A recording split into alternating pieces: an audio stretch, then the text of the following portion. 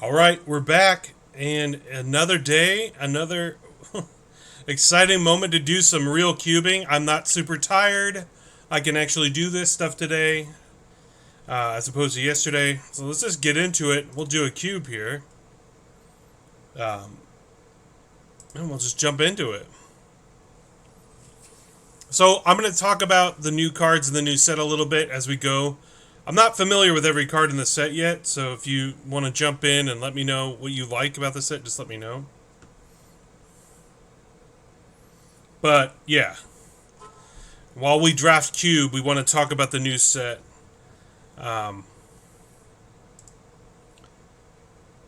so I'm gonna lower the screen for myself so I can actually look at the new set while also popping up the new cards on the side. Okay. So hopefully, yeah. Okay.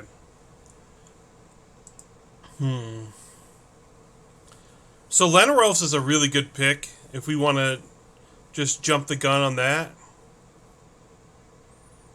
Because right now, I haven't got to play the dragon list yet. I imagine it's really fun. There being Icing Death and the Copperline Dragon. There's also Blade Splicer here with a momentary blink. There's also Back Alley Gardener. I think we're just going to jump the gun and go with Lanarelf as the first pick, and then just see where we get from there. Alright, we're going to take another green card here since there's no other green cards in this pack other than Besiege You. It's just, Nissa's just a strong card in general. Happy to take that here.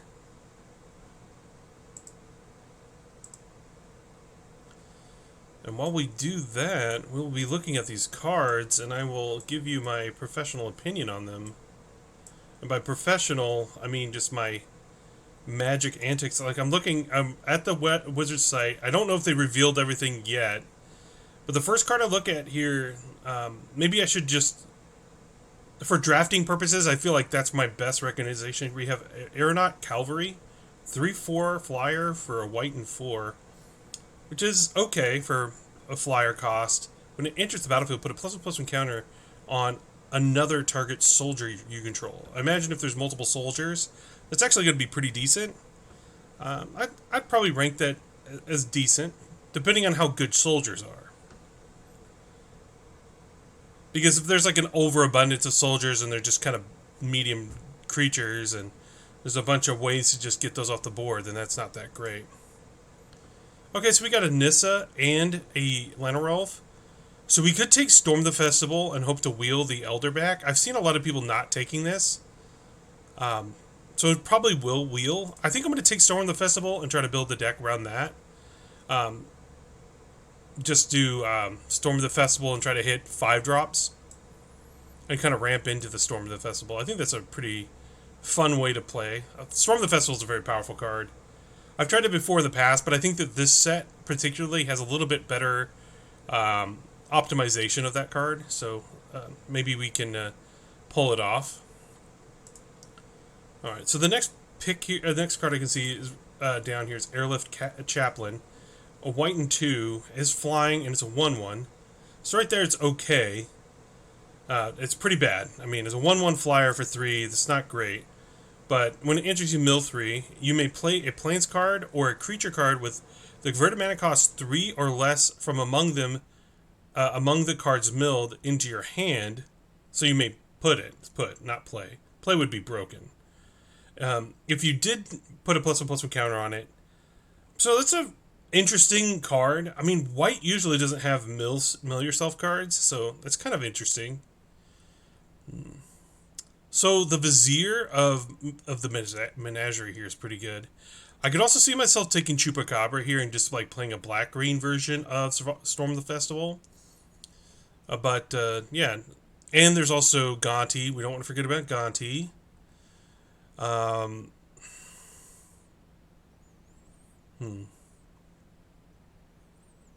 Vizier is a very good card, so you can play creatures off the top of your deck. It's a 3/4 for 4, which is fine. I kind of like I kind of like Chupacabra. Chupacabra has been very impressive in this format. Just having interaction with your opponent's great. I think it's slightly better than Gonti in the sense that this just covers a lot of bases, and it's kind of cool to hit that off of Storm of the Festival, whereas in Gonti's one of those cards that allow you to dirtle with your opponent and trade up. So they're kind of the same card. You get an extra card out of it, so maybe Gonti is better, but I'm going to take Choop. Okay, we'll take the flagship. And the reason why we're taking flagship, it's also another one of those cards that can just shoot down the your opponent's stuff. Be kind of cool to hit like Chupacabra and a flagship and completely turn the game back into our favor. So, with Storm the Festival. All right, so Nissa of Shadow Bows is okay. A Bows, I think it's Bows. Shadowed Bows. I'm not sure how to pronounce that. Is okay. It's a nice card to push damage through. I'm gonna take it here, and I'll probably play it. It's okay. I guess I can only say that it's just okay. So here we could take Beast Whisper. I'm gonna take Beast Whisper. It's a really good card with if you're in a. We're definitely gonna have a lot of creatures in our deck, so we're probably gonna take Beast Whisper. It's just a solid card to have here.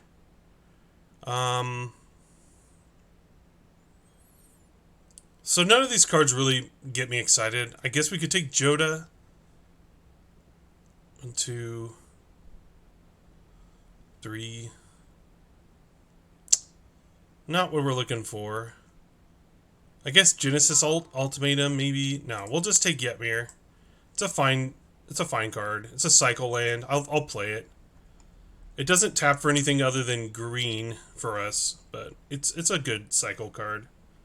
All right, this gives us a second to reevaluate the next card on our list of the new stuff. Ambush Paratrooper. White and a colorless 1/2 flash flyer. Right there, that's okay.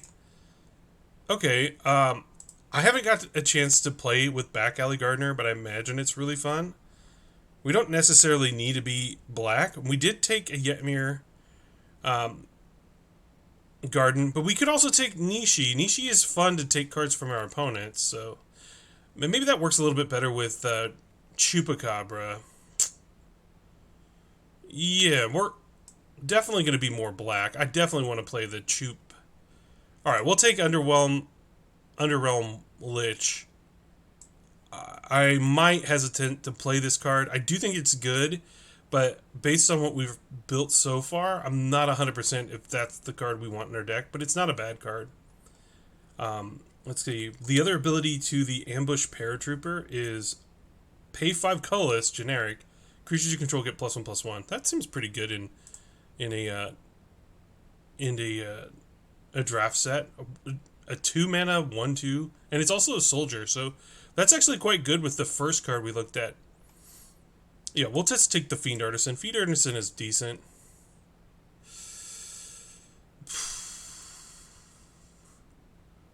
I'll just take the land here.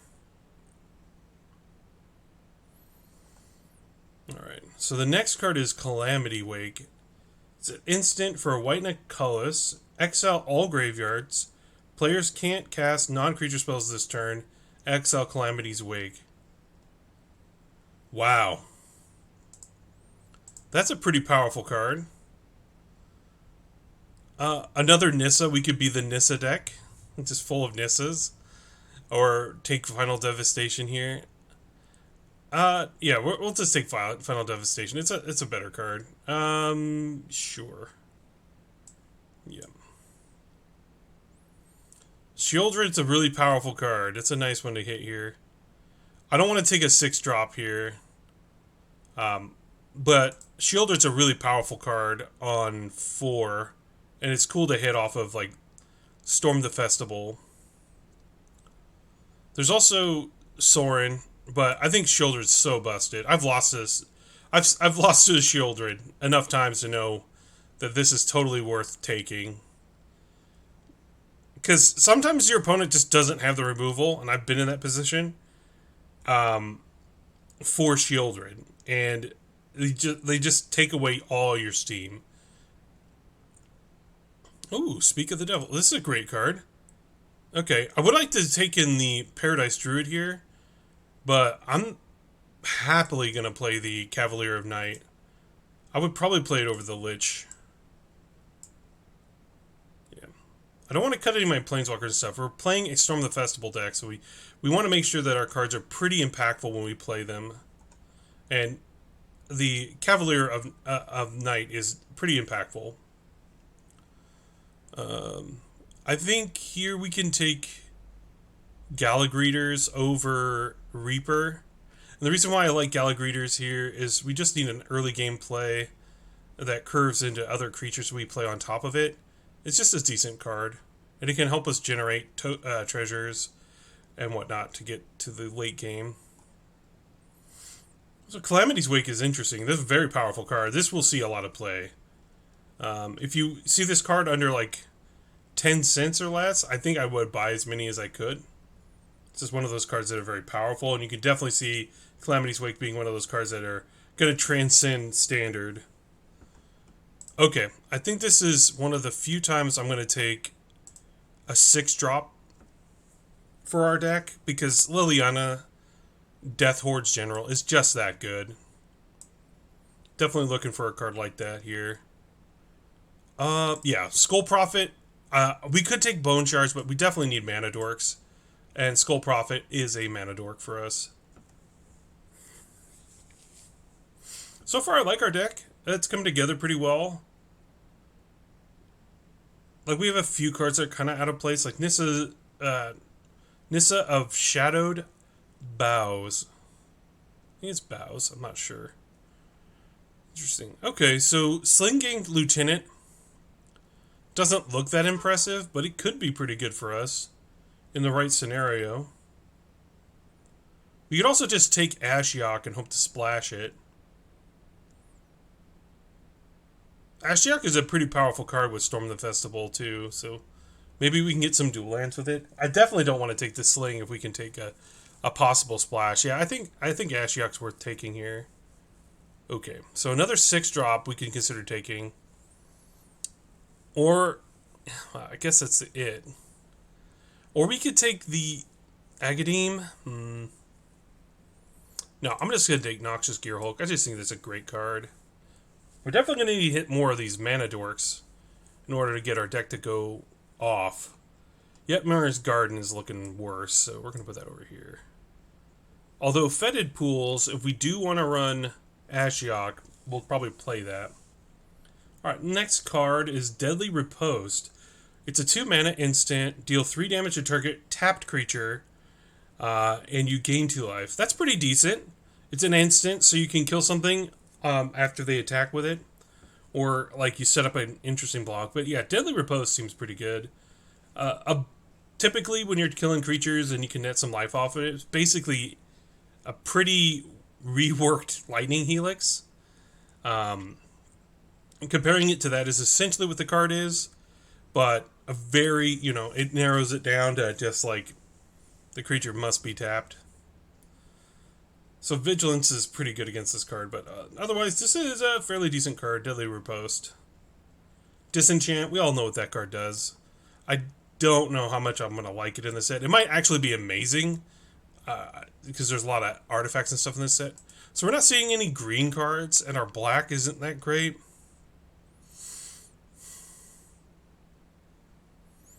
We could take off the Altar here. We do have some really powerful mid to late game creatures that are worthy of getting back. So I guess I'm going to take the Altar here. Altar's fine.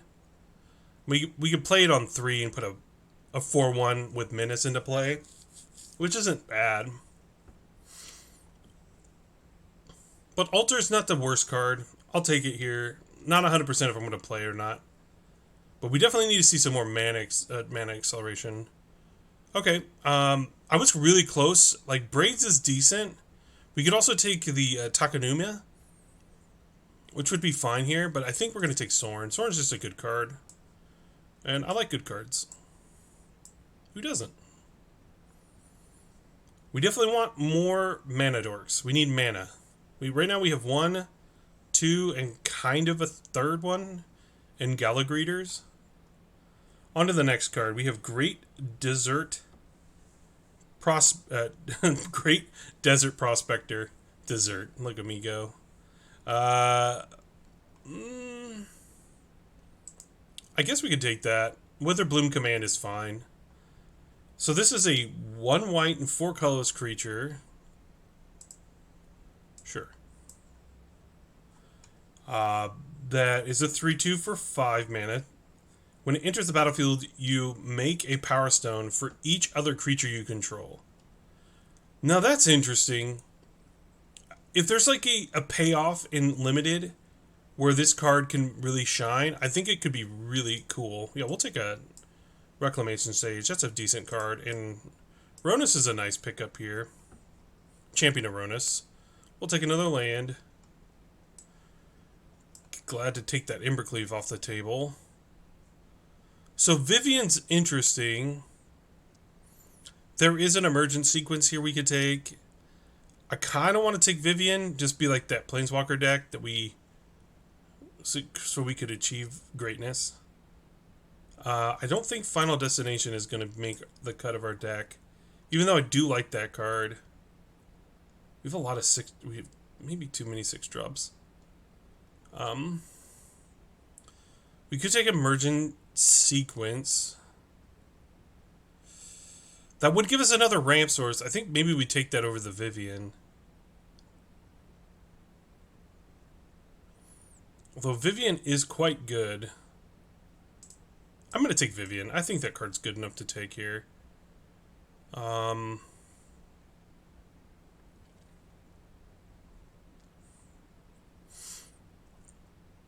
Oracle would be good in this deck, so I'll happily take that here.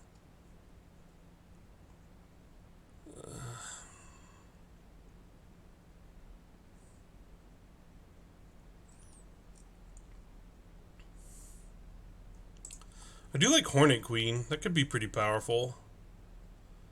I'm not super on the Banner. Banner's not that great to me. Yeah, we'll take Hornet Queen. We're just getting cut hard.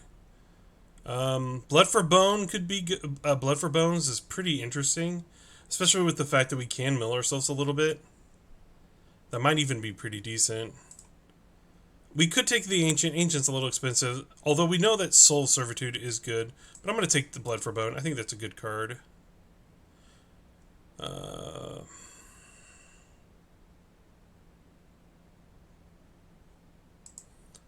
I don't mind having another 2-drop here, so I'll take the Shaman. We might not have the best deck for when it comes to milling ourselves. Like, I do think the Blood Mage is quite decent here. We don't really have a deck for this. We're not playing blue. Yeah, I think we'll take the Sage here. The Blood Mage. Okay, yeah, Peripheros is an awesome card here. I think Oblivion would have been fine to pick here as well. Yeah, so the Great Desert Prospector, if you're reading along with me, I think it's okay. Next card is a Mythic. 2 white and a colorless. Creatures you control. It's an enchantment. Get +1/+1. So, Glorious Anthem, which is fine. And then you can pay 6 mana, exile target non-land permanent you don't control until the Trenches leaves the battlefield. Activate only as a sorcery and only once. So, does that mean it's only once forever or only once? I'm not sure. I'm not specific about that card. It's an interesting card. You know, Toxidril has been pretty powerful, but this is like slow and steady deck of garbageness. I think I want Child just to, I don't know, get somewhere with this.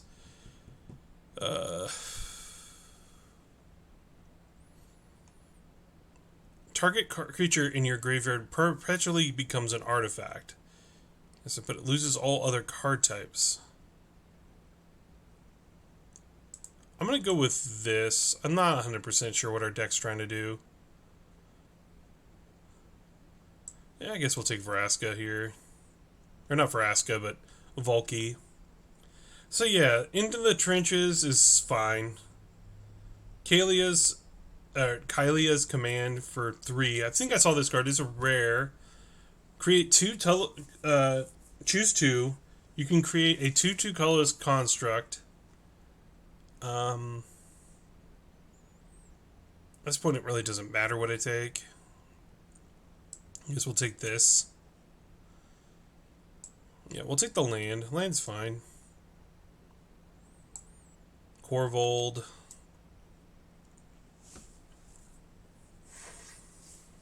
And then the other effects here is put a +1/+1 counter on a creature you control. It gains double strike till end of turn. We'll take this.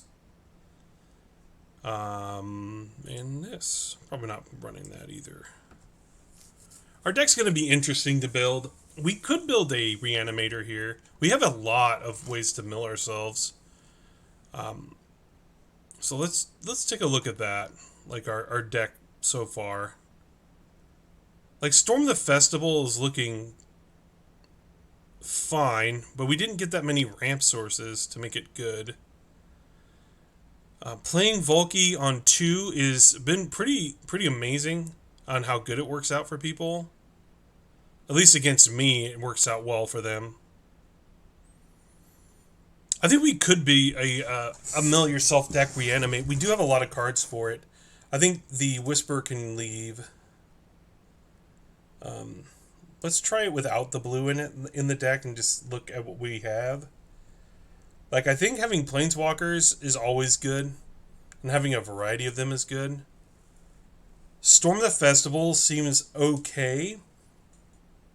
We do have to cut a lot of cards here, and I think we'll start with Storm the Festival. We just didn't get there on that deck. And I kind of like the mill idea and kind of going, like, big.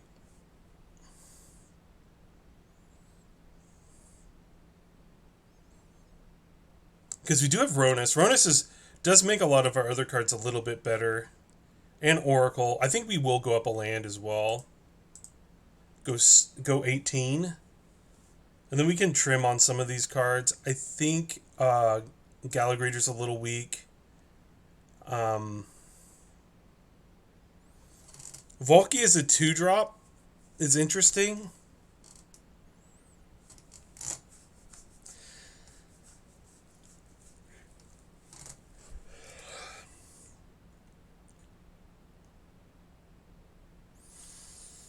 I think we can cut that. I think Volky is a very powerful card. We could get away with splashing it with Yetmir, Garden, and the other red source. Granted, we don't have any other alternate colored sources, I don't think, for it. I think the Reaper and Nishi can go. Or Nashi. Is it Nashi or Nishi? It's probably Nashi. A Nashi. Nashi. Yeah, we're not looking to be an aggressive deck. Like, how many creatures do we got? Quite a few. We could probably trim on... I like the flagship. It's good. It's 3 power, 3 power, 2 power, 2 power.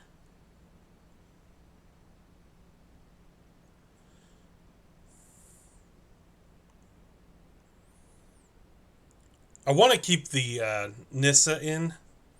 My main reason for that is that it can just, between alter a ball, making our lands into creatures, and then sacrificing my land to bring back, like, Hornet Queen, or Izoni, or Noxious Gearholder, Child of the Night. Seems pretty nuts. I think we could probably safely cut the Sovereign. I want to keep both Cavaliers in. I think they're both very good. Keep both of our top-end Planeswalkers. Maybe we can cut Sorin. It's a little weak. Depending on if we play against a bunch of aggro. I just want to have more creatures in my deck. So we definitely should be cutting things that aren't creatures. I like Champion Aronas because it's a nice, another cheap way to bring out some of our bigger hits. I think Nashi can go. It's a little weak. Witherbloom Command is interesting because we mill ourselves and get stuff back. I think we're probably going to do away with Volky, though.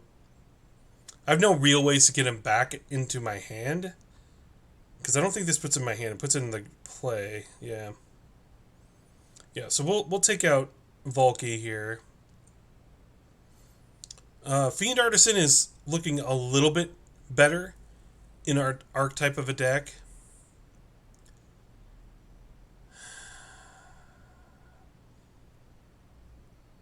Maybe we do cut both these Planeswalkers.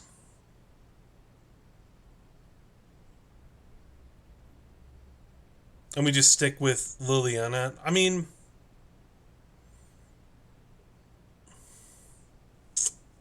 I think that would be a mistake. I think we got to trim the fat right here on our 4 plays. Because I don't really want to cut any of these.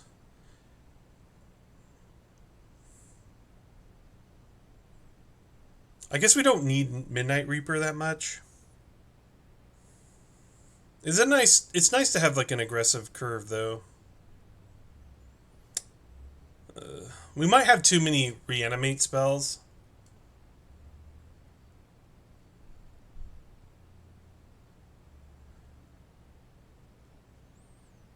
I think we got to cut one of these Planeswalkers.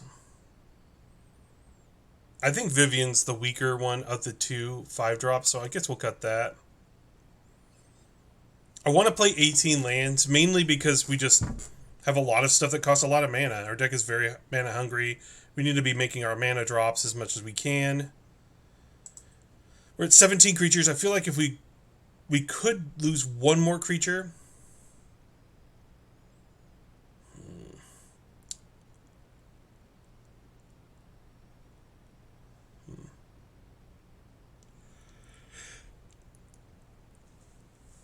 I like Blood for Bones because it can give us a lot more re-upped with our earlier stuff. It's more of a late game card anyways.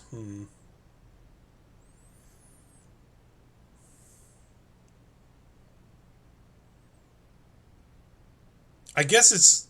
I think Nissa actually plays a little bit better role than Blood for Bones does.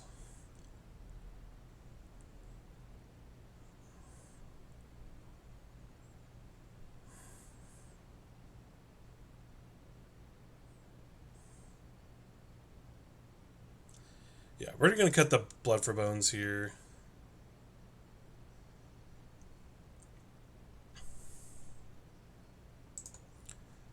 So then that puts us at 22. We got 5 spells, and then the rest are creatures.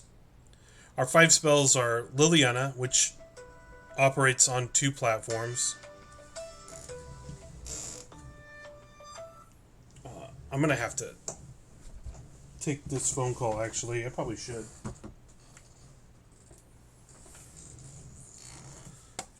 Hello? Well, good. Hey, Jacob, can I call you back? Okay, I'll talk to you later. All right, bye. Okay.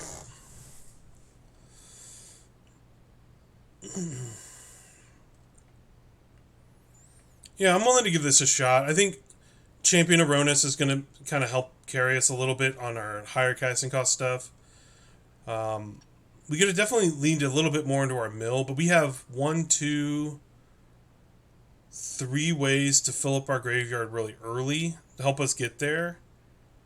Like Fauna Shaman. Oh, maybe because we have Fauna Shaman we want the blood. But what do we cut? Do we cut like Oracle? No.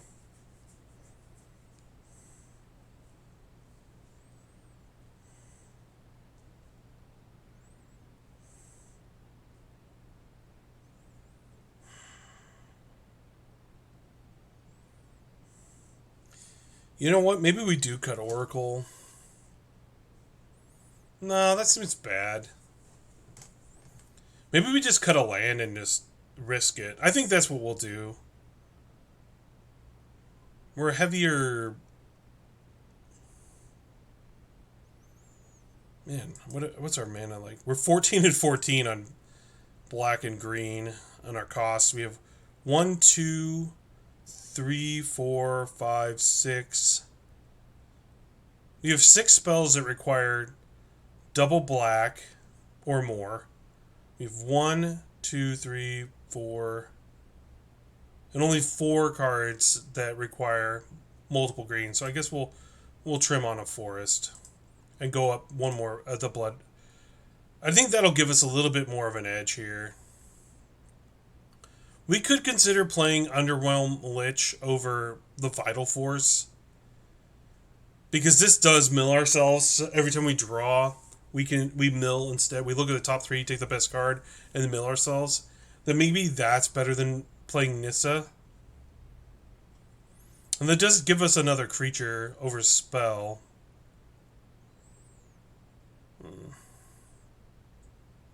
I just like Nissa. Nissa allows me to return permanents to my hand. And also we can get it to end bloom and start drawing cards from our land drops. It also it's basically a 5/5 with haste. There's a lot of benefits to Nissa. I don't think that this is better than Nissa, so overall. Although this is pretty good with some of the other cards we have lined up here.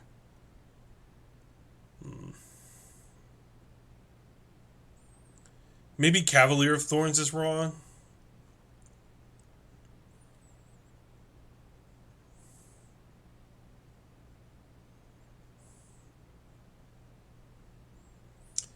Yeah, with cutting a land, I actually think we'll cut an Oracle and just play this 5-drop here.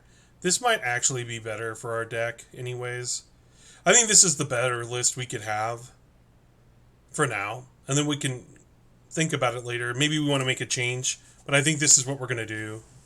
We have a plan. We have a strategy. We know what we're trying to do. Mill ourselves, reanimate, get ahead on that. Use our graveyard to our best of our ability. We have Polychronos is another card that can feed when we feed it to our graveyard, we can get it back later. So yeah, I like this list. This looks pretty strong. I give it about an 8 out of 10. Could be a little bit better, but mana sources are really hard to come by. All right, back to reevaluating Kalia's command. 3 mana to make a 2/2 and put a +++ counter. So a 3/3 for 3 is kind of medium, but if you make it 2/2 and then get a land out of it, that's okay. Or you can just pay for 3. So the thing with the command is, I think this is a better control card because of the other options. You can gain 2 life, scry 2 after you search for a basic plains and put it in your hand, which is pretty strong. I rate this about a divination level, so it's about in the draft. I put this at a 3.0. I wouldn't put it anything higher. Other than maybe the +1/+1 counter double strike clause is pretty strong. Okay, so here we have probably our first play being a 4/1 on the play. I'm going to keep this hand. It's all right. Because I'm not going to play this on 2. I'll wait a turn. Just because the way our deck curves, our hand curves here is pretty neat. Oh, nice. We couldn't have drawn that last turn. Alright, now we have a 4/1. And then we have Chupacabra for their first play. Unless their first play is like an enchantment. If that's the case, then we'll just drop these 2. Yeah. We got the Chups for your tracker. Yeah.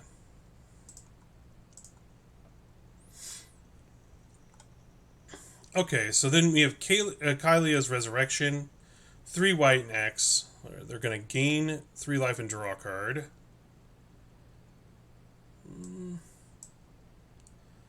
We could kill this. We probably should. I'm going to start by attacking here. I will kill it. Just because we have a way to reanimate our Chupacabra. So we sack this, kill their guy.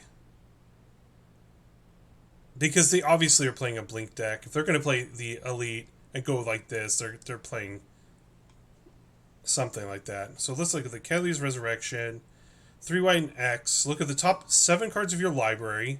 Put up to X artifacts and or creature cards with the mana value 3 or less among them onto the battlefield. Put the rest on the bottom of your library in a random order. That card's okay. Limited speaking, that can be pretty nuts depending on how you get it. If you first pick this card, you could probably draft a pretty awesome deck. Okay, let me play my land here. My brother.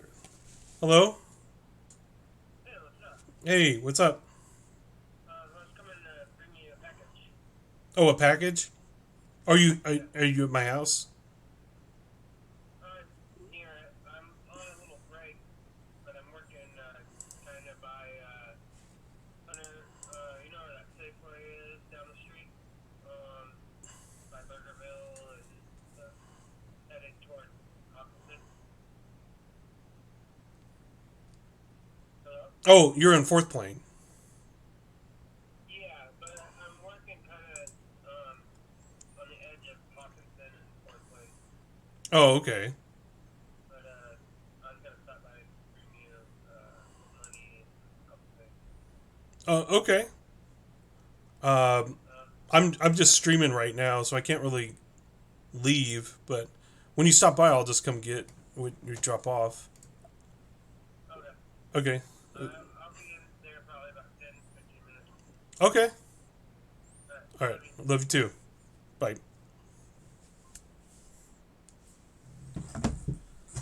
Okay. So we got our Chupacabra.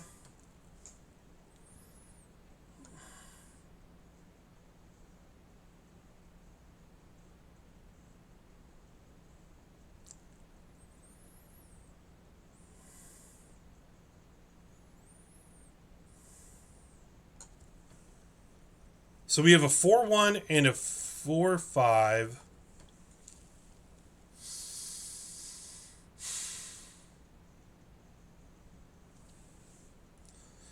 We get to draw a card off of the Blood Rager. I think what we're going to do here is sacrifice our Blood Rager. We draw a card. We're going to put the Chupacabra onto the battlefield. That in our hand. Kill the Titan of Industry.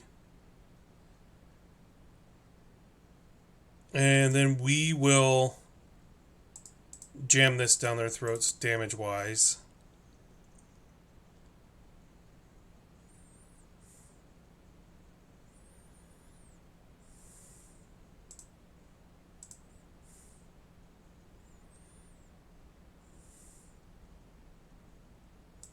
And we'll take out the 4-1 here.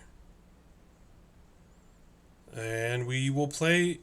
I think we want to play the altar here, because we don't want to risk any more of our creatures dying. But I think we're in a really good spot here. So I'm glad we brought in the... put the Blood for Bones in, because that was a really strong play for us. Give us a lot of value here. Okay, Faber Elder, not that impressive.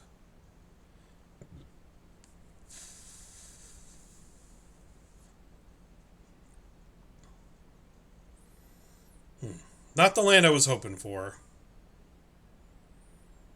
They have 5 mana available, only 1 blue, so nothing too powerful that they can disrupt us with.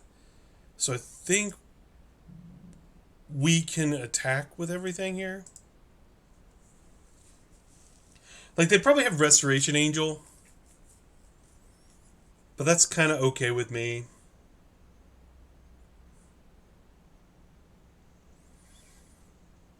Cast out. Okay, on our guy. Alright, we get to draw a card. Maybe we hit a green source here? Not bad.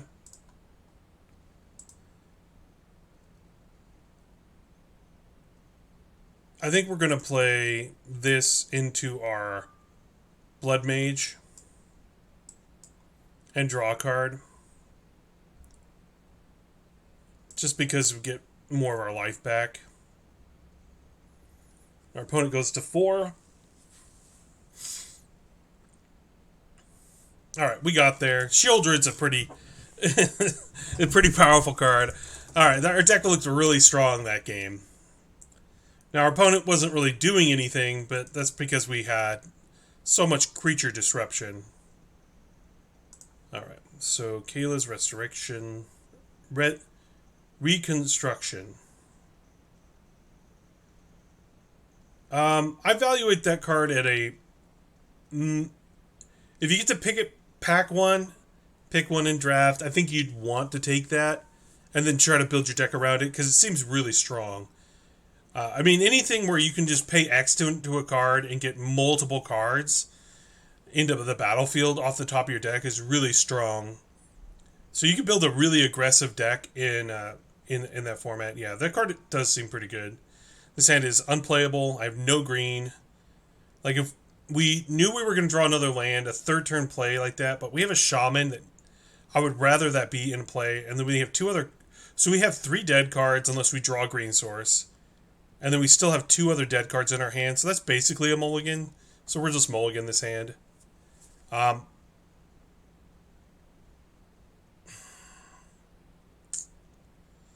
There's another weak hand here. Like, not having a second swamp for the Shieldred. Just not having early plays is bad here. We'll just mulligan again. Um, oh my god.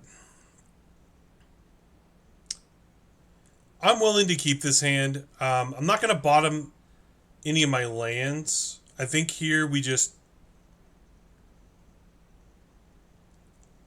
are going to kind of have to go with the flow here. I think Nis is a little poor at this point. I want to keep. I think we want to keep these 2, and we'll bottom the champion as hands go. We're on the draw, so they could play an enchantment or an artifact that's relevant, where Reclamation Sage will be good. There we go. We got a green source, so hopefully they do, so that we can kind of like tempo them a little bit, and then. Oh, nice. That's decent at least. You know, we got to get a little lucky with a hand like that. So the next card we're looking at, I think I saw this card before. Oh, yeah, see, there's an enchantment right there.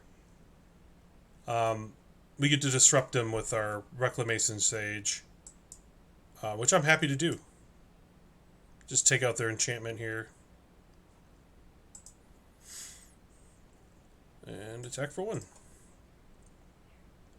So we get Fiend Artisan next turn, which is kind of cool. We can sack this for a another 3-drop, which we do have another 3-drop to go get. Like we would get, I think, Call. We can go get a 2/1. That's pretty gross. That's really brutal. We do have an answer to it. We have a lot of 2-drops here. Let's take a look at what we could get here. I think what we want to do is get.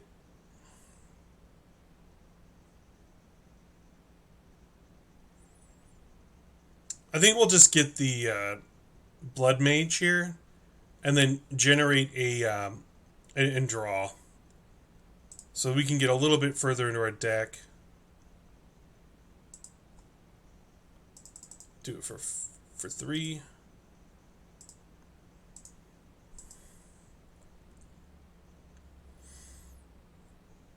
We could get a Reaper here, but I think we'll just get the Blood Mage and draw a new card. We'll probably keep this around, take 6 or more to the face this turn. Because we're not in danger of the Field of the Dead right now. So let's talk about the lay down arms. 1 white mana sorcery. So right there, that's a good cost for a sorcery. Just in general, but it exiles target creature with mana value less than or equal to the number of planes you control. So in a control kind of list, it's kind of interesting, but I like this a lot more in an aggressive shell or a mid-range deck that focuses more heavily on planes. And yeah, this is a good card. I think this is a good card, especially with all the dual lands and stuff. I think lay down the arms is pretty neat. All right, so they're going to. turn this. It's probably going to untap that guy, which is fine.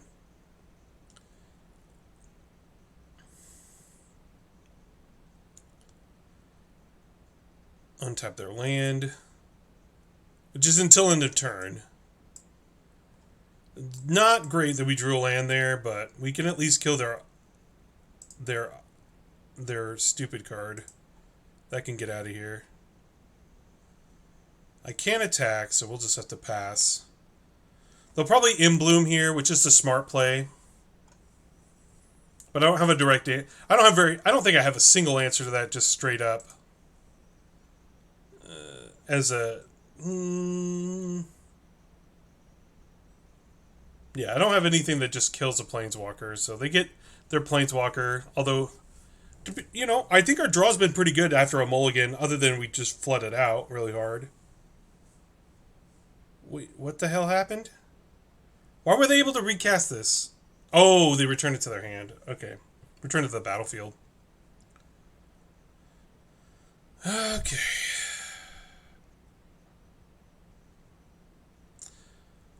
So we have Chupacabra in our deck.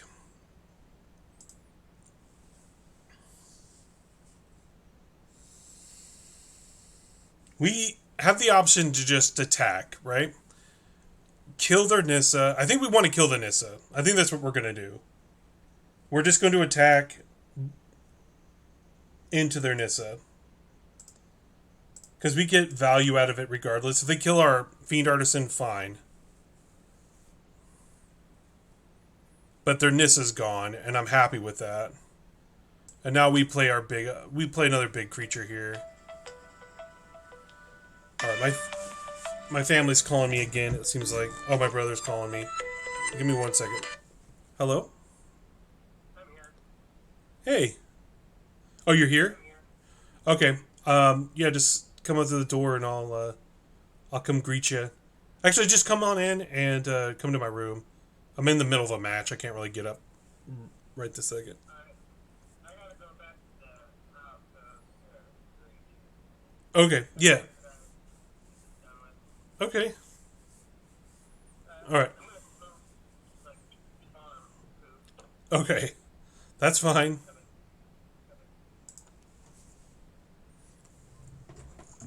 Okay. So he's in a... Ooh, that was a really good draw from us.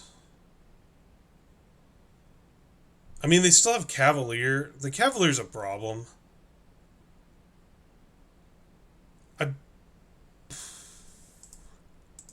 Alright. I'm not going to worry about it for now. We'll just take out their guy. We could attack here.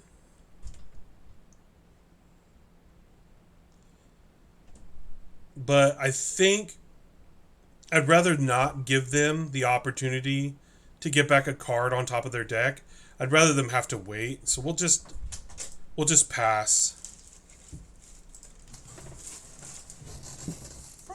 There's a game, headphones, money, Oh. and then Mom wanted to give you this for Dandra. I don't know. Oh yeah, I have terrible dandruff. She gave it to me too. Right here. Okay. There's $200 in there. I appreciate it. I gotta give you a hug. Come here, my bro. Brother! Hey, love ya. Who's watching you? Oh, just a couple people, it looks like. Cool. I love ya. Love you too. Enjoy. I will.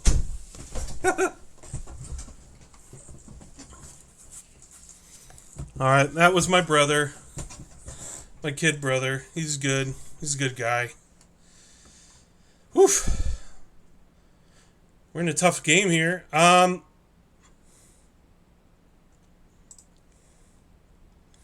have a Kogel. They have a bunch of stuff in their graveyard that I do not want to deal with. I think we're just going to take out the zombies. Because I think that's the most practical thing we could do with our mana. I don't want to kill their Cavalier. I've learned my lesson.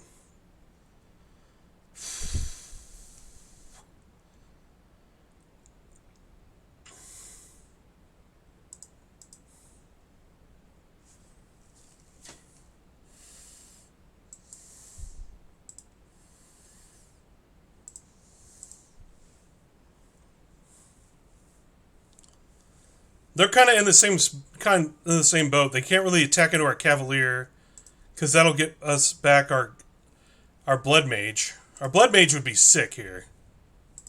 Can I fight my own guy? Maybe I should have done that. I'll take that out.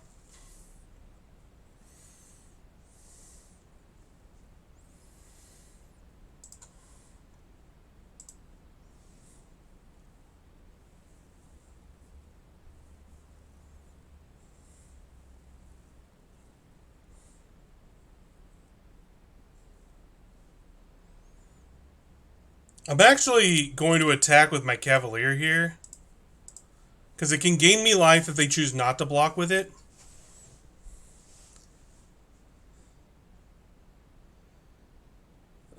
Alright. Okay, so this kind of solves my problem with the Cavalier.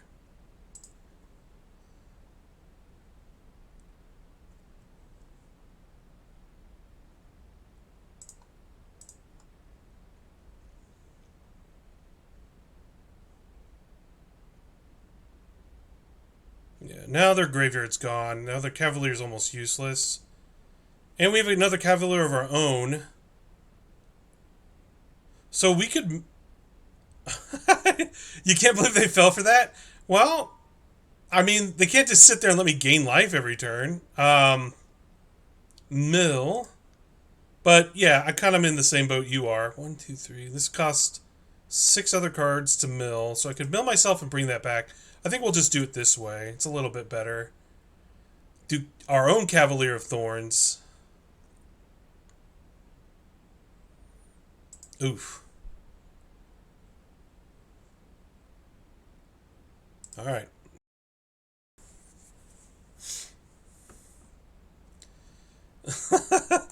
I can't believe they fell for it either. Oh, my mom gave me a bunch of stuff here. Well, that is awesome.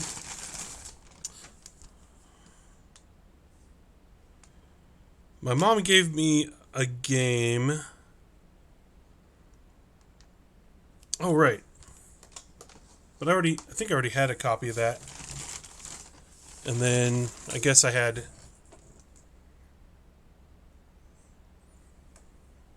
Ooh, some therapeutic shampoo for scalp buildup. I need that.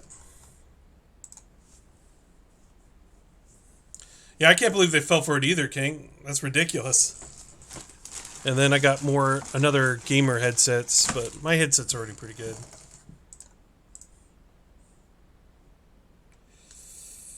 I think we're going to mill ourselves here.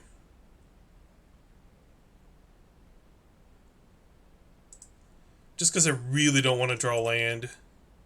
Maybe we don't need to. For 6. Okay, they're getting something cool. What are they going to get for 6 mana? Like, we already took... They don't have God Ronus. They don't have Kogla anymore. Wow. Yeah, I'm going to mill myself because I kind of want to just play my Polychronos at this point. Like, do I have anything I want to eat? My 3 lands... Yeah, we'll mill ourselves again. Yeah, more land, and then the kind of the pucker. Okay, 1, 2, 3, 4, and then this one can go. I think we'll keep the Fiend I think we can cut the Fiend Artisan at this point. We brought back our 12/12. They can have the final devastation.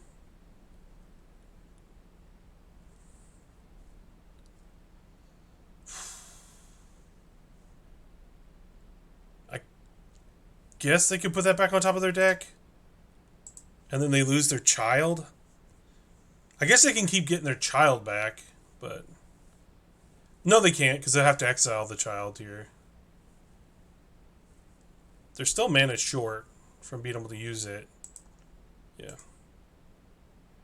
Yeah, I have a land in my hand, so we're going to go with 5 here to the face. We just got to push damage on our opponent. It's really important. Like, they could have Crackle with power. That's the one card that could get them back into this, win them the game from here. So Crackle's 3, 3. So they can only do it twice, so I'm at non-lethal right now. That's pretty good. Alright, so I'm willing to attack with my 2 creatures here. Just like this.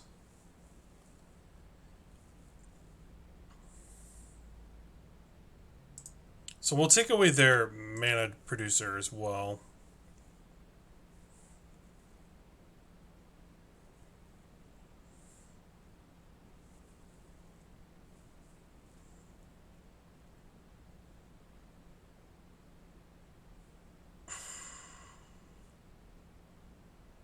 Okay, so... Okay, we can kill our own guy. I don't think they realize we can do that. So we're going to kill their...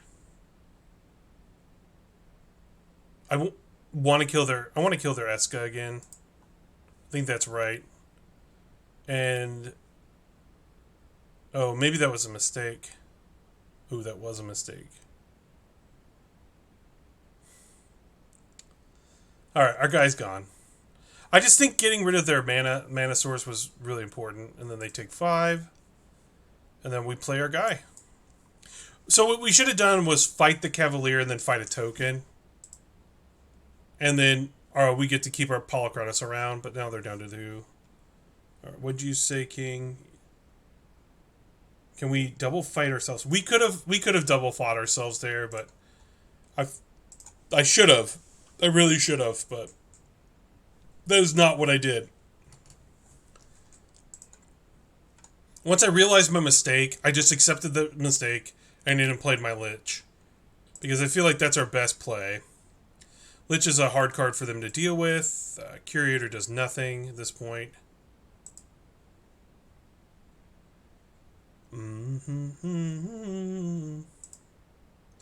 Look at the top 3. We're going to put our Nissa into our hand.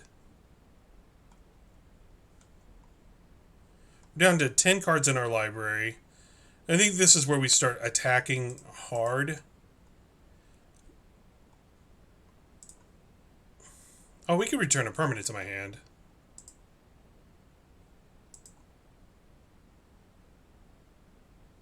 Oh, I just get this back.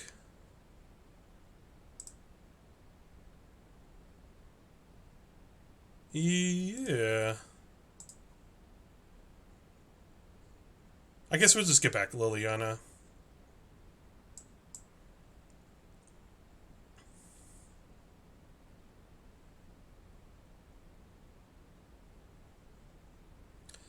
I don't want to mill myself anymore, so I'm thinking about killing my own Lich, but I think we'll just attack with these 2.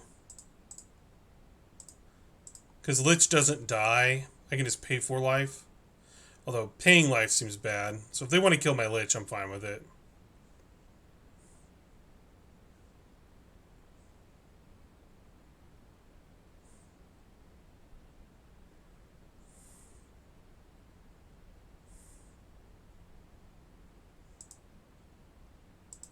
No, I'm going to let my Lich die. I don't want to mill myself.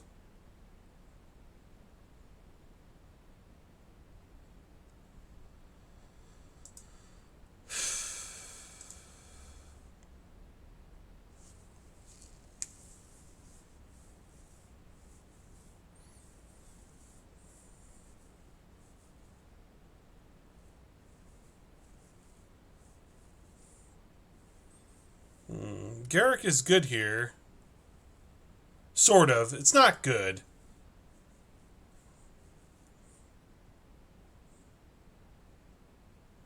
Oh, Reclamation Stage was the last card in their hand?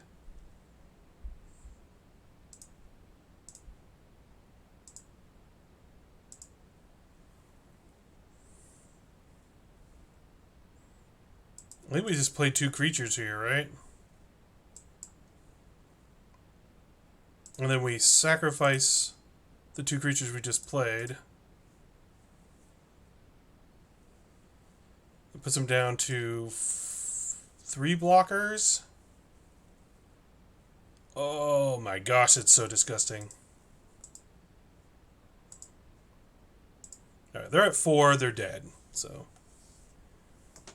GG's, opponent. GG's. Woo!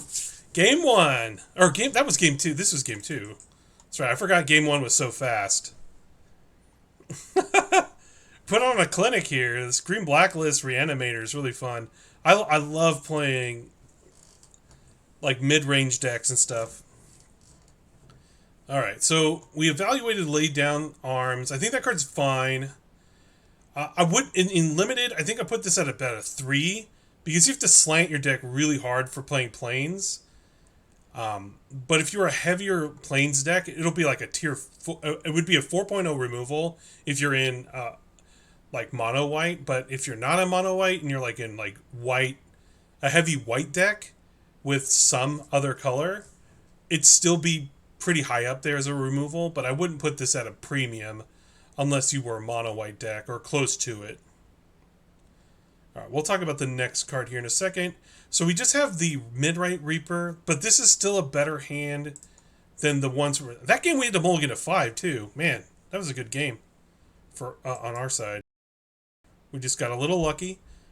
We have drawn a lot of fatties. That's not great for us.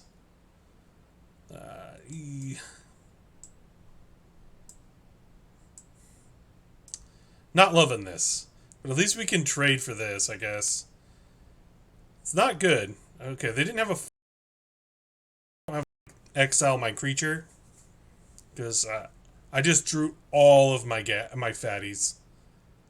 I still have like one more 6-drop that I could get. Yeah, okay, they had a removal. Yeah, we're drawing a card.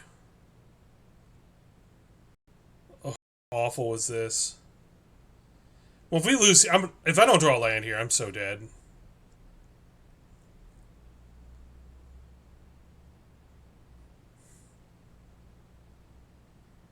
I mean, it's still not looking great for us.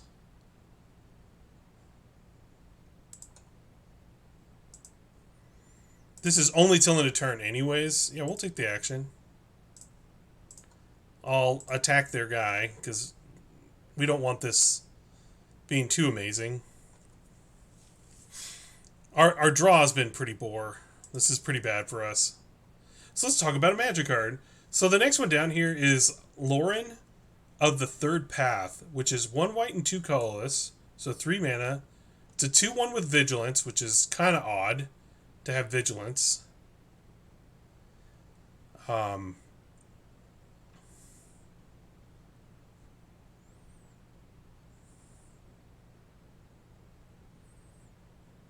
Yeah, okay. They got us. I guess we should have mulliganed more aggressively that game. To be fair, we probably still would have lost against their deck, but their deck is very aggressive. That was very tuned.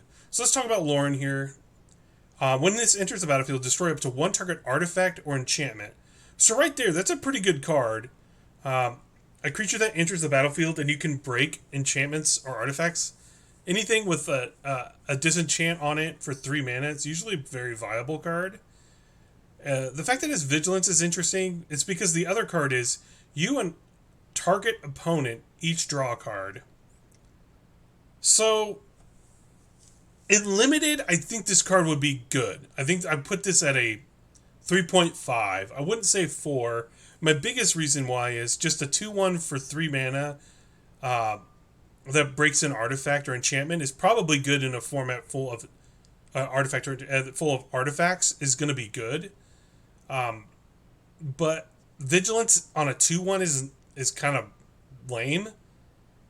And the ability to give, like, tap and each player draws a card is fine. Howling Mine is a fine effect. And you do get the option to do it. So maybe this is a lot better than I'm giving it credit for. But I think 3.5 is pretty high on the scale that people are using, the metric scale that we have here. Still, not a bad card. I would definitely take it. And it looks like, so far, white's looking pretty gross. So then we have Lauren, Disciple of History. So are they also printing, like, I don't know how the set's working. Like, are they going to have two legendaries of the same name in the same set? Because one's from the future and one's from the past. I don't know. It's weird. Like different time points of timeline. So there's Lauren, Disciple of History for 4 mana, and it's a 3/3. Human Artificer, they're both artificers, and this says whenever this or another legendary creature enters the battlefield under your control, return target artifact from your graveyard to your hand. Now that's pretty good too.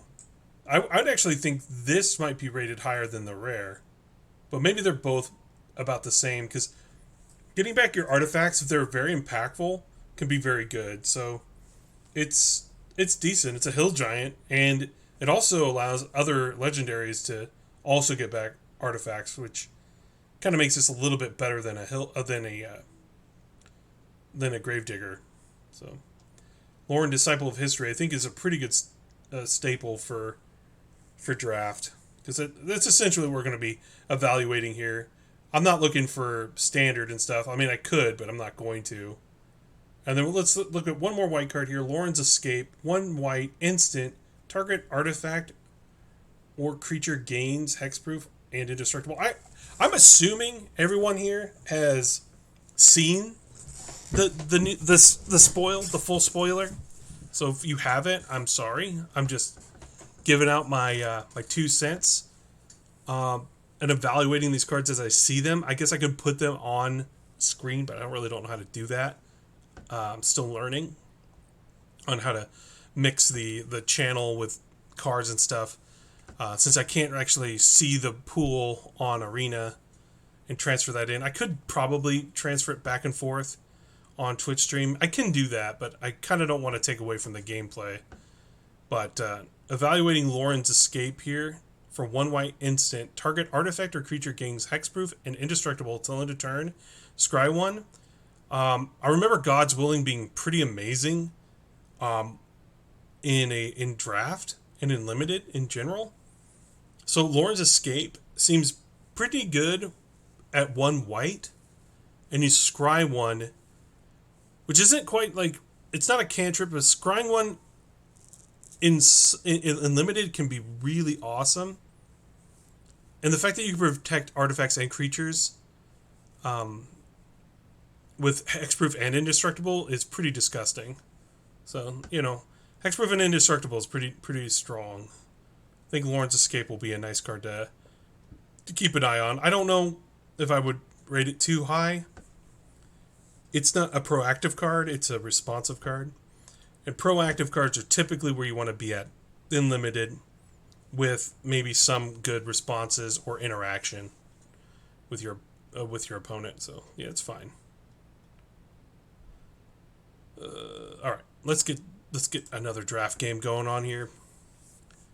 And this next spell looks pretty generic. Mass Production, 6 mana sorcery, make 4 1/1 soldier artifact tokens. It's a bit overcosted for what it's doing. But if there's like good abilities and stuff to go along with it, I think it'll be fine. All right, this is a fine hand. I mean, we're still on the...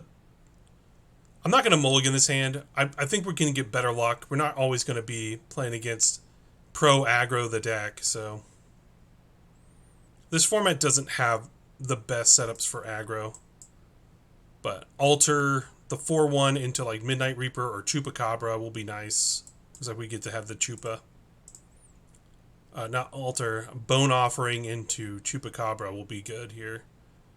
Oof. I hope they don't have a... I hope they don't have a token a token generator right away. But since they did play a 3/3 and my guy can trade into a 3/3, I think this is fine. So they'll either... It's Force Walk, so I can't block it. Oh, that was a mistake. That's fine, though. We're going to play Choops here.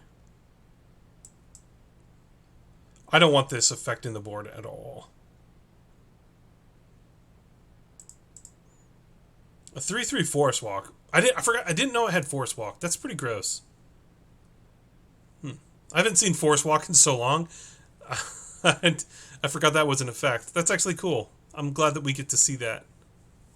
Um, but yeah, mass production seems kind of meh. I'd give it about a 2.0.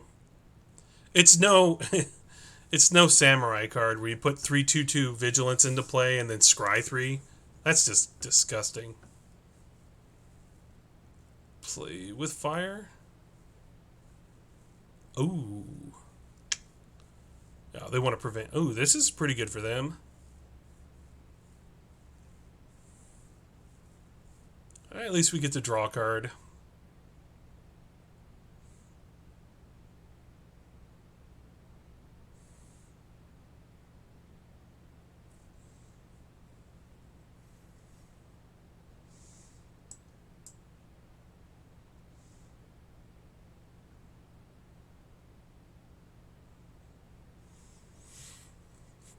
So we could have played Nissa there and then played a land and then activated our 5-drop and just reanimated our Chupacabra. But we can still do that next turn. I think we're just going to play Polychronos because it's a big 6/6. Not exactly easy for their deck to deal with. Because even Embercleave won't be enough to take. We'll be able to trade, I think. No, well, maybe not. Embercleave would be pretty good against our guy here. If they attack with this, I'll probably just take it then. If they have 5 mana open, because yeah, okay. So they're just gonna. Oh, okay, that's decent. Just draw a card.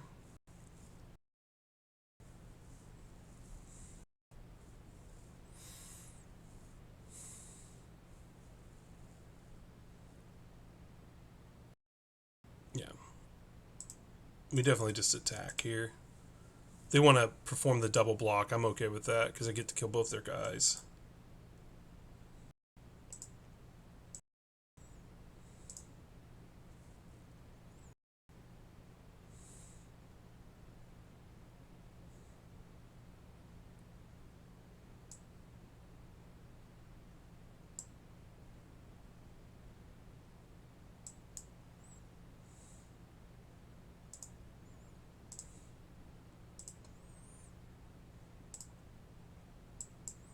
We'll make a 4/1 here and pass.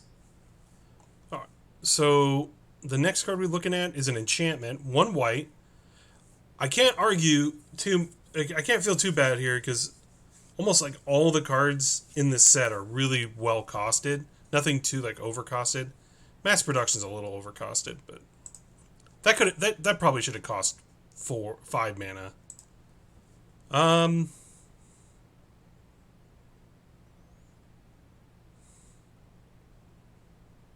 equal number of lands you control onto the battlefield from your hand.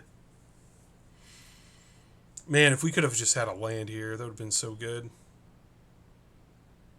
So our 4/1 blocks their chariot pretty well.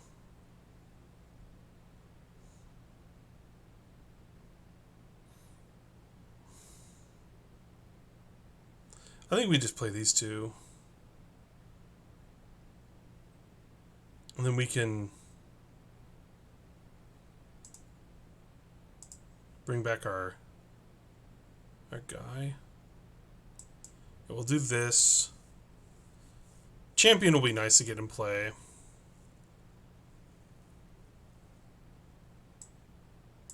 We'll play a dude here. I'm going to attack for 4. If they want a double block, I probably should have made that attack already before I did anything else. Because the double block here suggests that they might have the star card, the storm card.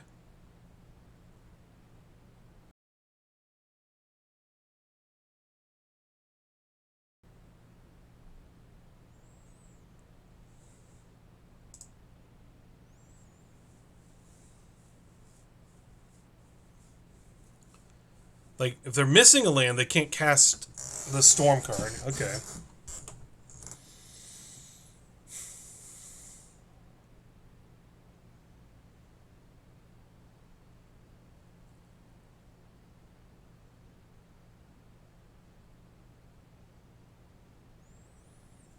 Tireless provider. This is okay. Another. Ooh, okay.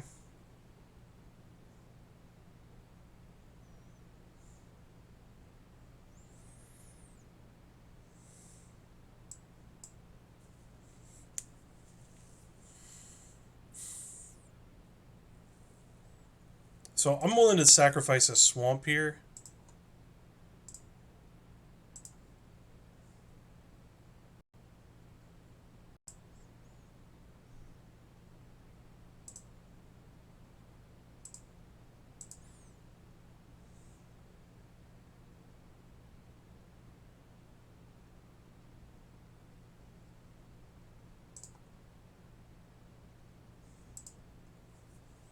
To destroy their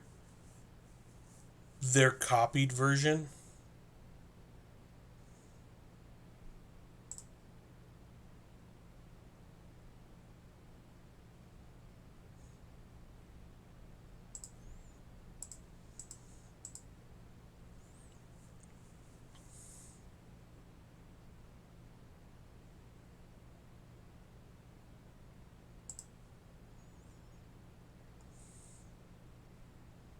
All right, we're going to take out the provisioner as well.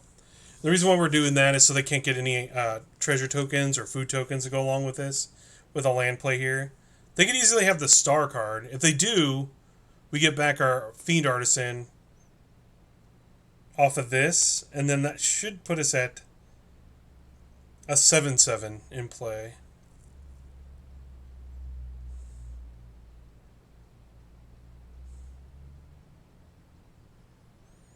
I think my opponent's astonished at my Nissa being as good as it has been. Okay, so they're going to put a 4/4 into play and gain 5 life, most likely? Okay. That is pretty good for them.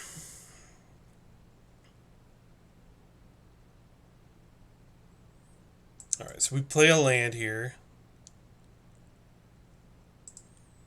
I do have a Chupacabra in my graveyard, which is quite good here. Yeah, I'm willing to. Oh, I can't do that.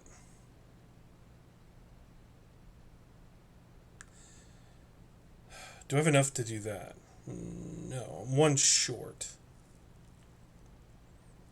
I guess I could sacrifice a land to bring back my Chup. That's probably worth it. Take out a forest here. And then we'll tap the forest, a black mana and a green.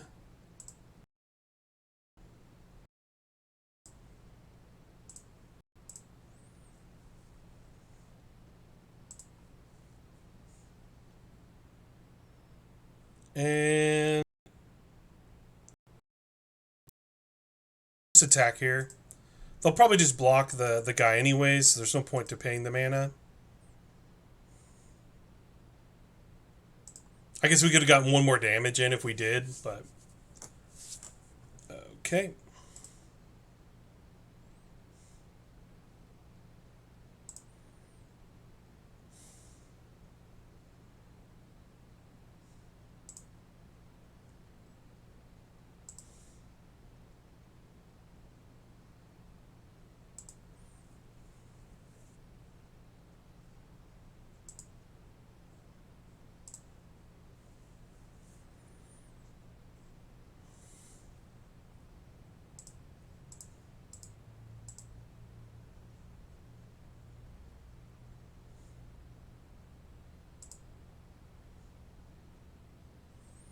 So my guy dies. I'm going to return the Fiend Artisan to the battlefield.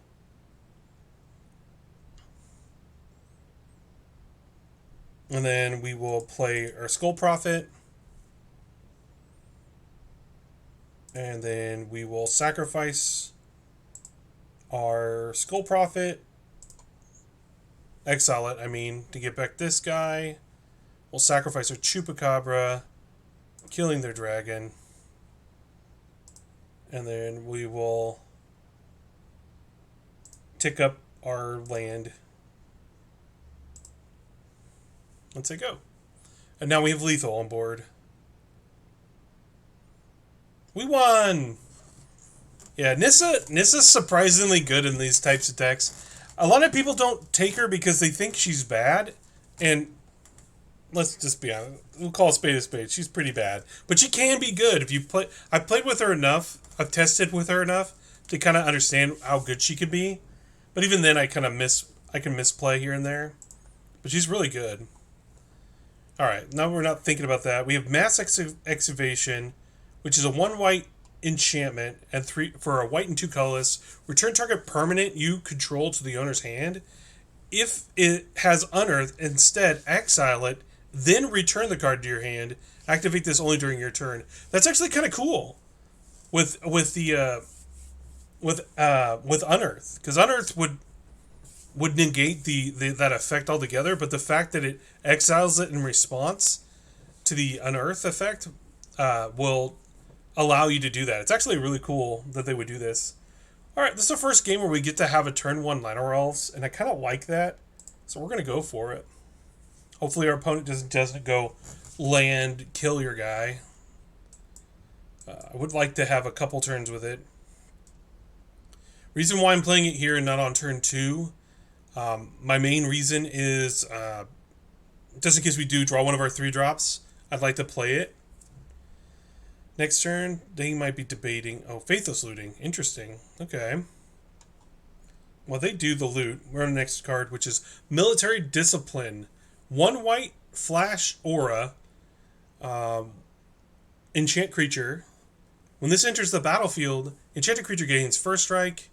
An enchanted creature also, and while the enchanted creature gets permanently, as long as the aura is attached to it, gets +1 to its power. Which is kind of cool. Not bad. So they discarded Epiphany and Mirth, which suggests to me that they have the Titan. I'm going to attack them. So we're probably going to play Polychronos next turn if we get to untap with our Llanowar Elf, which probably isn't long for this world, but okay.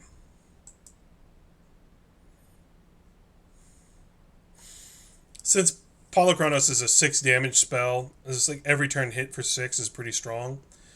And then we have the ability to play this Nissa. But if we draw another land, we should just jam this one. Tick up and then hit for 11. That'd be a lot of damage. So if our opponent is playing like a combo deck, okay. Not great. Her 5 ability is you put a creature with the mana value less than or equal to the number of lands you control.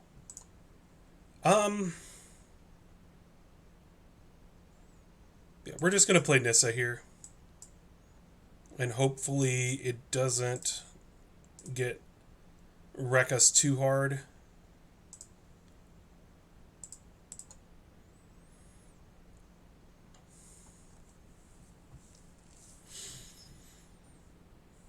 Okay, so then the next card we have is Marl, Shield of Agarv, which is a 4-mana 3/4 mythic. During your turn, your opponents can't cast spells or activate abilities of artifacts, creatures, and enchantments. Okay, so just as long as you have this card on your turn, your opponents can't do anything in response to your stuff. That's really strong. Okay, that's pretty good. Lolth is a good card here.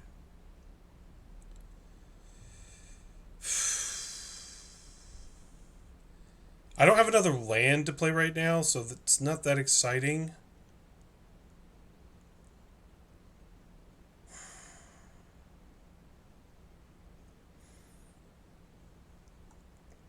Okay, so I'm going to play Nissa. I'm going to untap my forest. Take the action. If my opponent chooses to trade with my forest, I'll return it to my hand and play it again.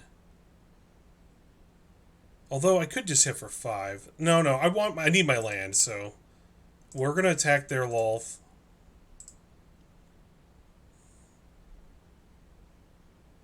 It's a pretty good trade for them to just take out my forest here. They could take out my Lino Wolf too, which is fine. But neither of their creatures kill my planeswalkers, so this is their decisive turn. They're losing their Lolth. I'm losing my land temporarily. Which then I get to return it to the battlefield to my hand and then uptick on my Nissa off of that. Because I need my land. So I'm gonna return my land to my hand. And then play it, which then ups the loyalty on this guy. Which is good. Alright. This is one of the reasons why I wanted to play 18 land. My deck is so hungry for mana. We're just lucky our Leno Elf lived. And so back to Merrill, Shield of Garv. I do think this is a really great card. So far, I would give this a 4.5. Shutting off your opponent's ability to do stuff with 3/4 for 4. It's a fine body for a creature in this format. But it says whenever it attacks, you create X 1/1 colorless soldier artifact tokens, where X is the number of soldiers you control. So when it first attacks, you get a 1/1. But if you have any other soldiers in your deck, or the turn you go to attack with it, you play a bunch of soldiers, you're going to get a huge army. This card is so powerful. Okay, so we did draw another land, which is good for us. I think we just play our land. They stole a card from us. I don't know what it is.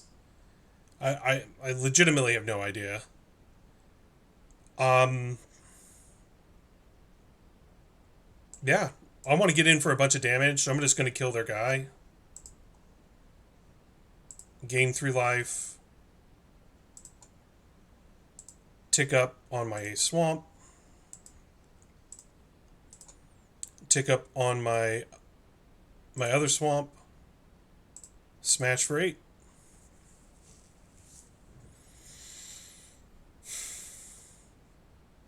So they're facing down lethal next turn in a lot of ways. So, because just with our creatures alone, a 5/4 and a 1/1 is 6 damage.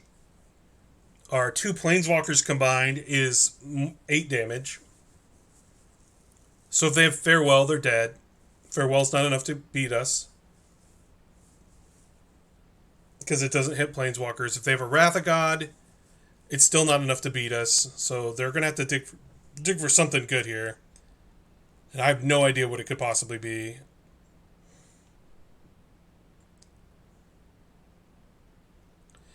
Yeah. Not surprised at their concession. They're playing too hardcore of a deck to... Like, Faithless Looting, if you're playing that card, you're seriously trying to do something convoluted and ridiculous. And they didn't get there. Yeah. Our deck's a little convoluted and ridiculous, but our game plan is really solid, so it's a little bit better than theirs. That's why I gave our deck an 8 out of 10. I would give it a higher number if our cards are just a slight smidge better, but our deck is pretty... Overall, it's a little too high cost. That's my only problem with my deck. Well, this is another good hand. I'm happy to keep this. We get to go turn 2 Skull Prophet, which will be nice.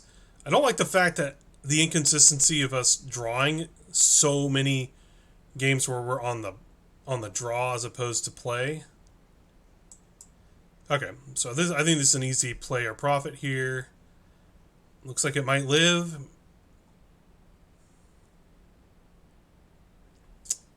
I'm not loving the captain here. Captain's rough, but I have a champion that I want to get into play. Champion's good here because we have a Hornet Queen we can cheat into play, which is kind of fun.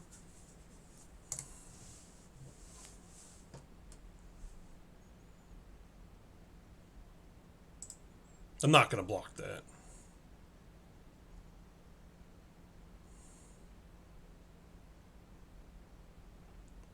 Wow. Would not have imagined them doing that. Alright, so we're going to go...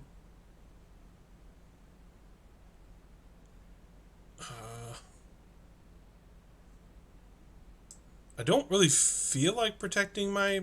Well, maybe I do.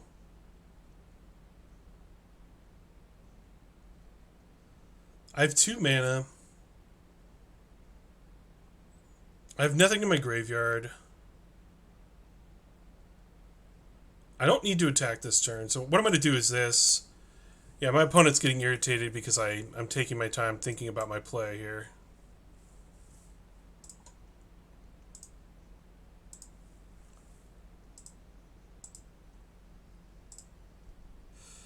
So what I'm going to do here is I'm going to mill myself and take away their treasure.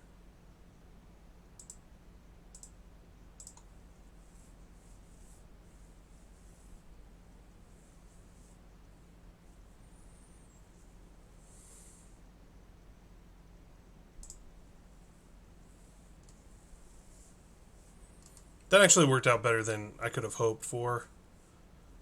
Because I definitely didn't want to draw lands and elf, so at this point in the game. Hana and Elena, not what I want to see. Pretty powerful card. Definitely need to hit some good removal here. Like a Chupacabra would be nice. Noxious Gearhulk would be good. Altar's not great. It's not terrible, though.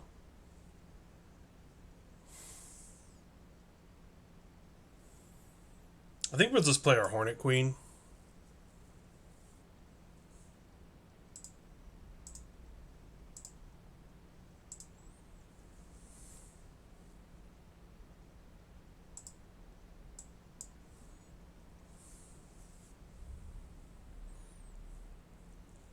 Because the only creature with first strike is Hana and Elena. And that can only kill 2 of our Hornets.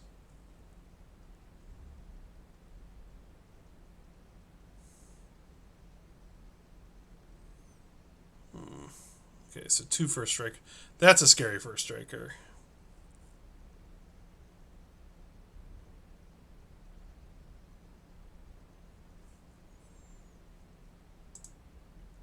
Now, the fact that we have the ability to get it back from our graveyard is huge.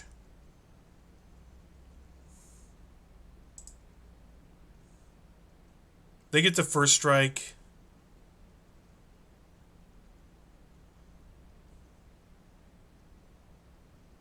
Depending on how they want to do their first strike.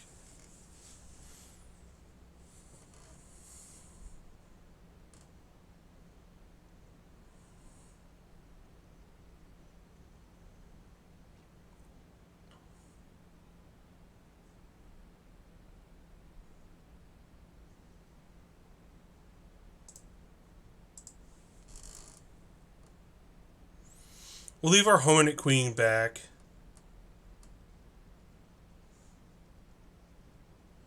Play our land. I'm deciding if I want to mill myself or not, because only mills 2. I think we just play Altar or Bone and then play Shieldred. And then hold up that. So we go. We're going to play our Bone first.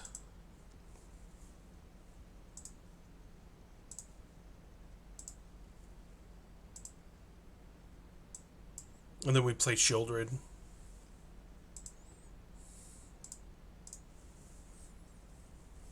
Yeah. So our opponent saying, being impatient shows that they might make some mistakes here and there. They made good blocks on my Hornet Queen though. Because they definitely don't want to put Hornet Queen in my yard, because I obviously can get it back.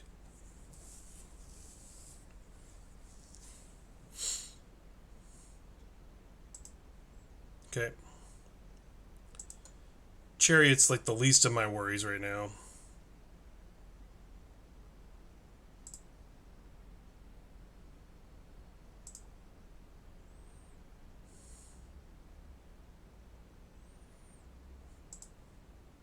I don't know how much they want to attack us here. It seems like a bad attack. Sure.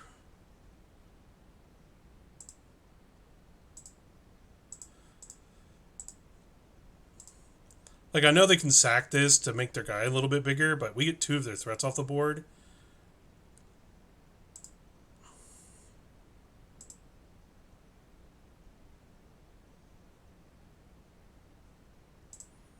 I am going to mill myself because I just need to get more cards in my yard. Nice. Land was good here because then we can bring back our Hornet Queen.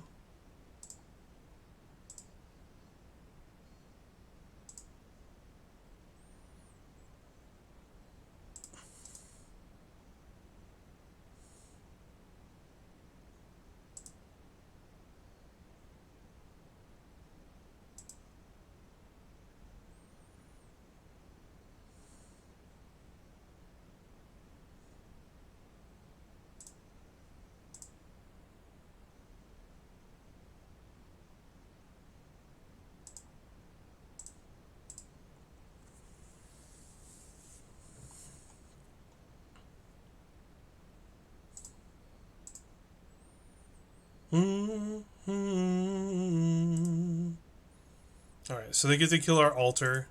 Altar has done its job.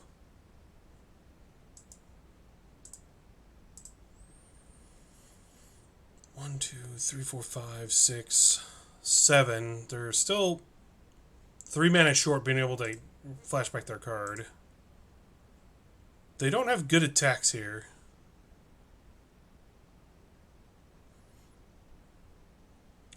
And now my Hornet Queen can attack past their guy. Okay. Gladly make that trade. Yeah, I'll keep milling myself. I have the 1,000 eyes in my hand, so more creatures I have in my yard, the better.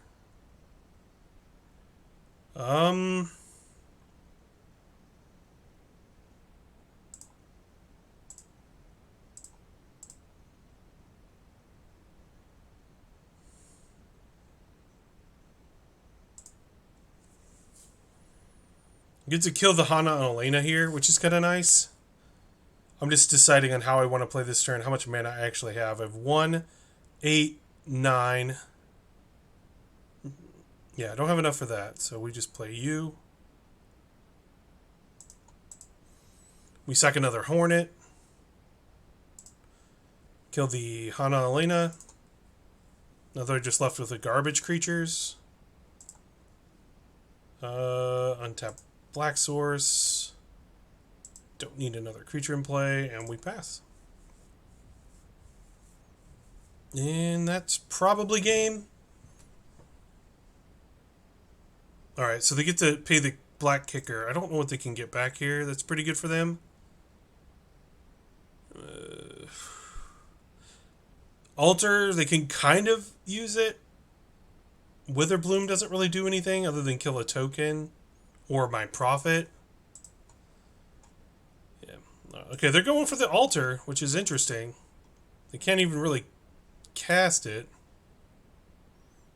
Alright, so they get back their Terra Sunder. If I draw an answer to their druid, they lose. Because then they don't have access to their black mana. Yeah, I'm going to mill myself again.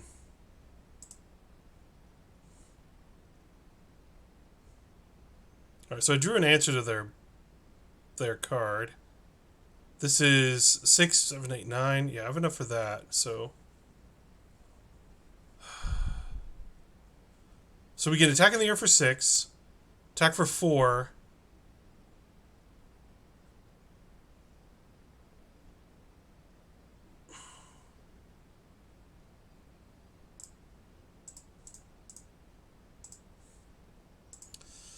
Do we attack with Shieldred? I think we do.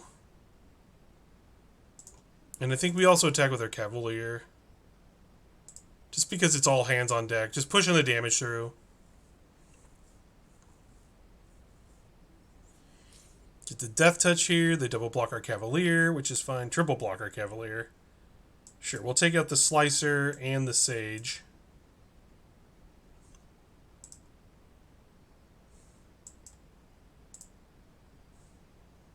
So they're taking 6. And we get back a card from our yard. We'll just get back the Midnight Reaper. We'll start by casting this.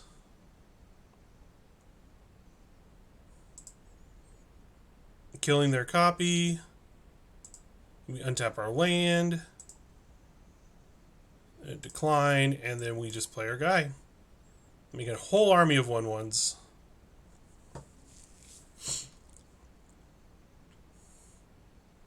And we win. Yeah. Yeah. People don't like thinking man decks. I do get a little impatient sometimes with people when we're doing like regular draft format, because the regular draft format isn't that complicated. But in the Chromatic Cube, you got to give a little bit of lean to those who don't. All right, we'll play this.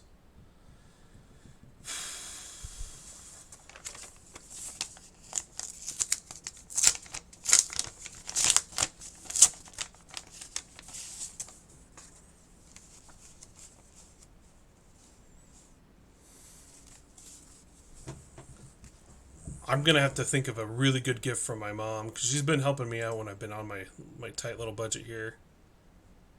This is a decent enough hand. I'm gonna go ahead and keep it, and I'm gonna bottom the Llanowar Elves, because functionally we can't cast it. But if we top deck a green source, I'd either play the Shaman or the Prophet first. So we did not. So most likely we're probably going to have to play our Blood Mage, draw a card, and then have Chupacabra. Yep.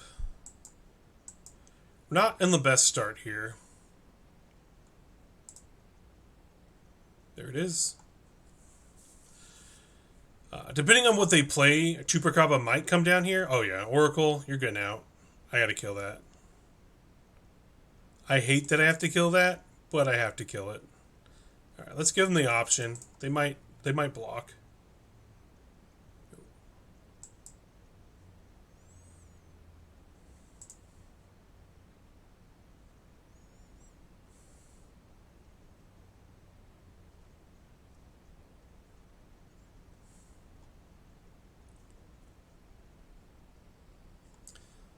Yeah, so Morel, Shield of Argov, that's a 5. So easy 5. So they're holding up Counterspell here. Or they're not. I'm going to attack. Yep. So I'm going to play Shaman. See if they play Counterspell. And then we will play Skull Prophet.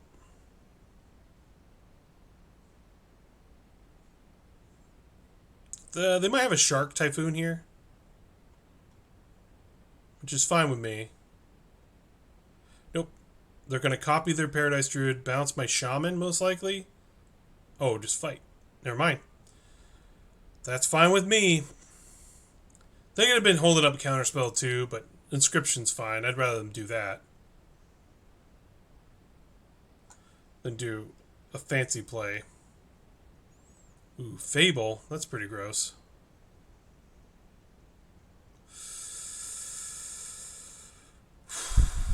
That's a good draw.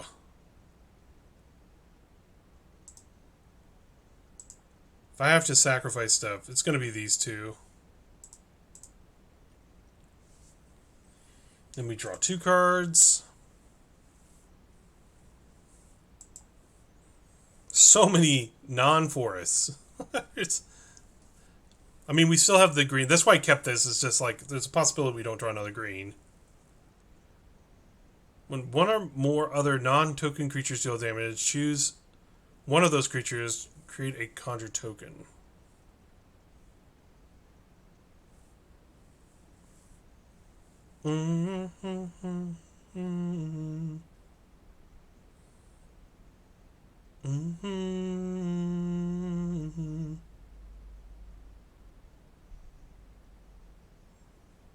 Okay, so I'm going to attack their Domri. I want to take away their ability to fight. And then we're going to play you. And then run out of land.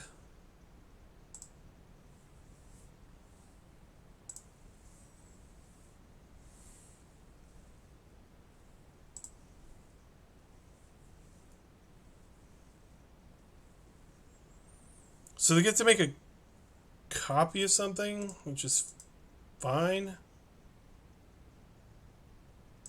Honestly, I want to draw a card, so I'm going to block like this.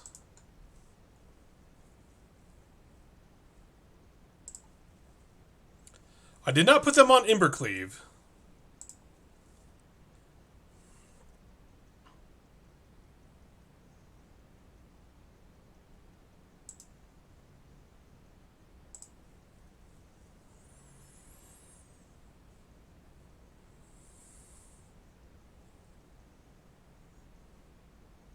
Altar's good here.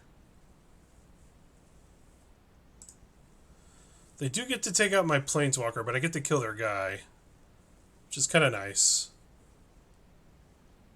Oh, another non-token. Okay.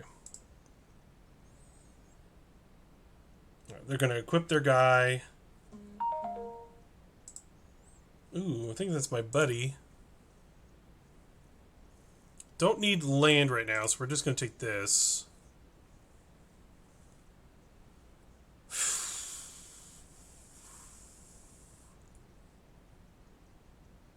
So we have 8, 9 mana, so that's 4, 5, 8. Yeah, we have enough to do that. And kill their Planeswalker. I think what we're going to do here is put the 4/1 Menace into play. Play the Altar.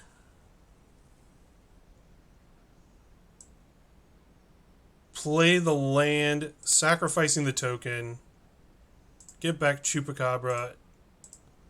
Kill their Kiki Jiki. And then we will attack 3 here and 4 to the face. Alright. I feel a lot better now. I mean, we're still in a pretty tough spot if they draw a Haster. Oh, they drew a land, probably. Alright, we win. Hooray! Lich was a good card for our deck. That puts us at like 6-1 now? 6-1? 5-1? 6-1. Woo!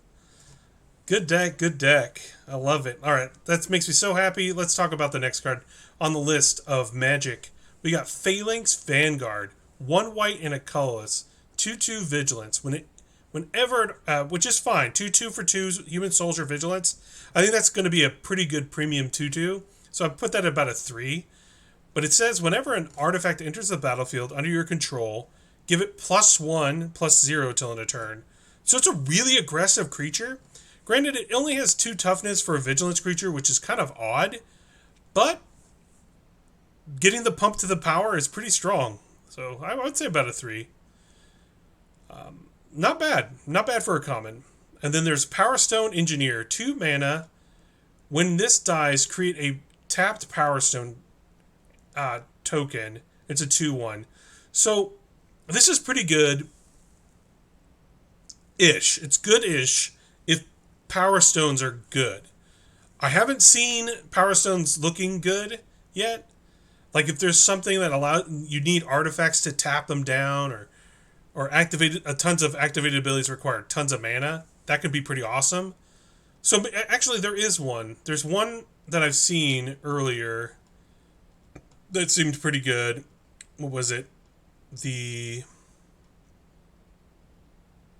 guess in the trenches, because Power Stones can activate abilities, which is kind of cool. But it was the Ambush Paratrooper. That requires 5 colors to give Anthem effect. So the more Power Stones you have, the more Anthem effects you can get. So maybe that's where they're trying to go with the activation of the abilities. So yeah, I guess Power Stones have their place. So as a 2/1, I give it about a 2.5. It's not quite what you want, but it's not bad. It does replace itself for a less than par land. So that's why the 2.5. Maybe 2.5 is generous. And then next we have Prison Sentence. This was the last one before we start. I guess we'll just hit play. Prison Sentence. 1 white, 2 colorless.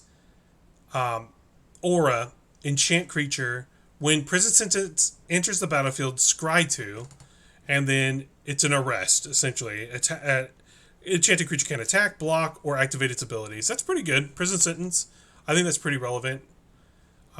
This hand, I want to keep this hand because we have Skull Prophet, but if we don't draw a Swamp by next turn, I think this hand gets pretty bad. Because I don't know if Reclamation Stage is that good. But with that being said, a turn 3 4-1 isn't bad. Alright, I'm going to keep this hand, even though it's extremely risky, and I wouldn't recommend it most of the time. I'm going to keep it anyways. Because we do play more swamps. We have 9 swamps in our deck, so the likeliness of our next land being a forest is a little lower than a plains.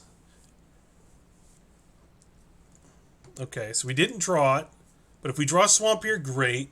If they play an artifact and we draw a forest, we can bust that artifact. No, not quite what we're looking for. I'm going to hold on to the Reclamation Sage. A 1-1 doesn't frighten me. Like, they could play Teleportation Circle, and then we have the Reclamation Sage. Just say no. Man. We didn't get any dual lands that were on color, which is unfortunate. Alright, there's an artifact right there. Happy to deal with that. They immediately scry with it, which is interesting. Okay, we'll just go Sage here, kill their artifact. I did not keep our hand on the strength of our Reclamation Sage, but, you know, we gotta do what we gotta do. We're still in this game if we draw a swamp next turn. Celestis is okay. If they want to trade, I'm actually fine with the trade. Okay, we did draw a swamp, finally. Alright, I'm just going to play our profit out. And then attack for 2. Alright, I feel like we're in this game now that we have our mana.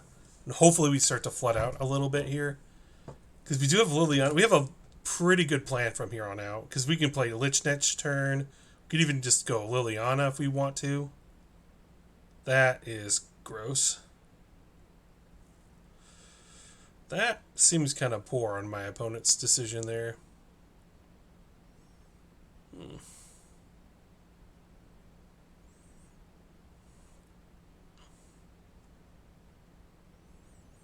Yeah, we're just going to play our Nissa.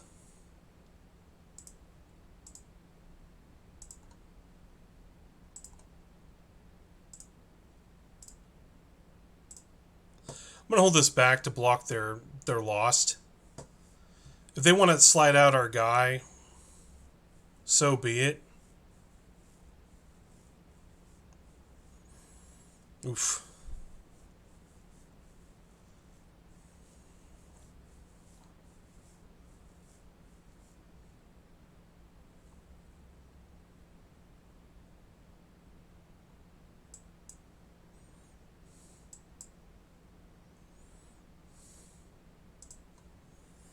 Yeah, so Prison Sentence is pretty good. Next one is a Remission, or Recommission, 2 mana sorcery. Return target artifact or creature with a mana value 3 or less from your graveyard to the battlefield. Oh man, they got our Hornet Queen in a Blink deck? Oh, this is going to be bad. I hope we can kill that. We're not in a good spot to do it. I don't mind Chupacabra. Yeah, we'll take the Chupacabra over the other card, but we're definitely needing a black source here. Granted, we can play Blood for Bone. And we can disenchant the pole to get back our profit. And then put Shieldred in our hand. I'm just not loving that play. I think getting Shieldred into play is better.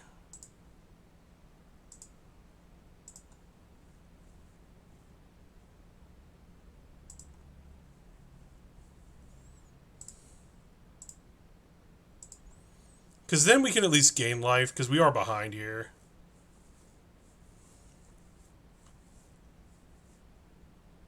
They get to hit us for 6, which isn't great.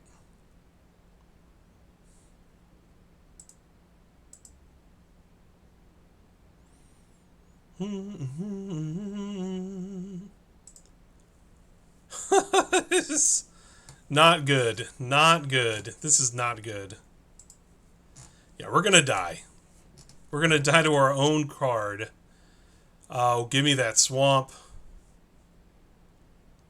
Get out of here with that.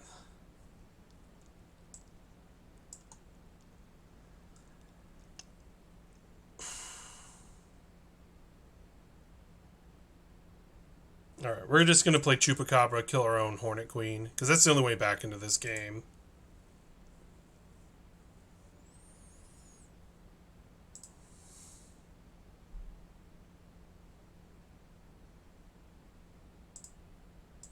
We can't even attack because we're dead in the air if we do.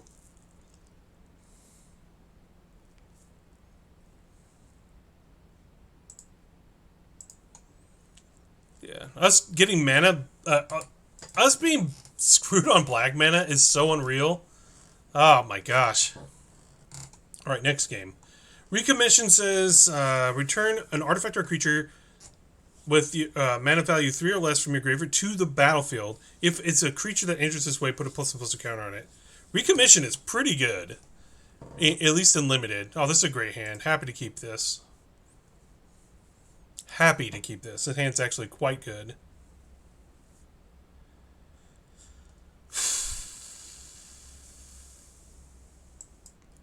Wow. This is a pretty awesome hand, actually. We go turn 1 Shaman into turn 2 Fiend, plus hold up activation of Shaman if we need to. Oh, and they have a reality chip. Oh man, yeah, we'll go Shaman here. We have the Reclamation Sage to kill their chip.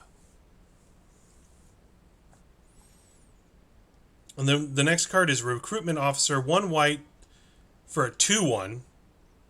And then it has an activated ability. That's a 2/1 for 1 white is decent. The fact that it has an activation, 1 white and 3, which is kind of expensive for an activation, but it's not bad. I'm just gonna kill their chip here. Chip is broken. I'm not gonna. I'm thinking about offering the trade here, but I'm not going to. Our hand is pretty spicy. Playing this next turn into a potential Hornet Queen is pretty awesome. Yeah, this deck is really good. I wonder if anyone else has played this build of the black green deck. But yeah, let's look at this 2/1 Recruitment Officer, 2/1 for 1 white with an ability that you could play as long as you have 4 mana. You can activate it multiple times. Ooh, that is not what I'm hoping for. That card's pretty good. And then they make us lose life. Decline. Then we'll decline that.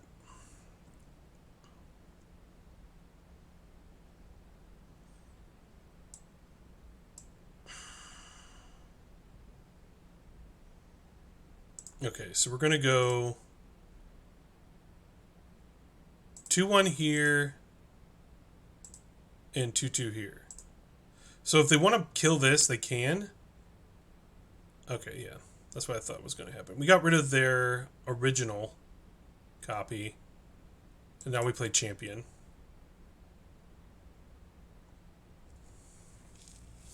And see, let's see what the activation is. Look at the top 4 cards of your library. You may reveal a creature card with a mana value of 3 or less among them. Put it into your hand, the rest on the bottom in a random order. Man, that card is really good. Recruitment Officer's awesome. Uh-oh. Oof.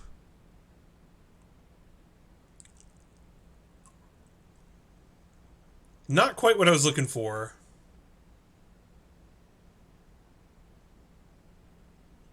But not bad.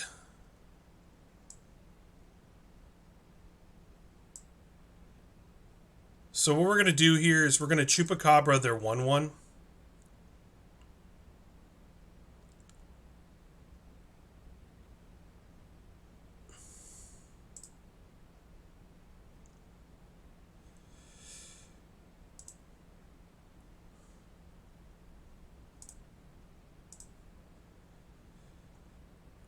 Um,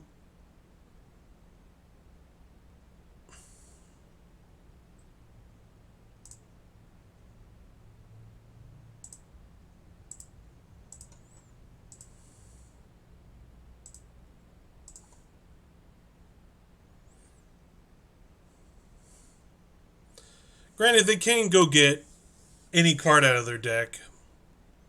As long as it's not Wrath of God or a card like that, we should be okay. They might not have one. I am playing as, playing a little loose here.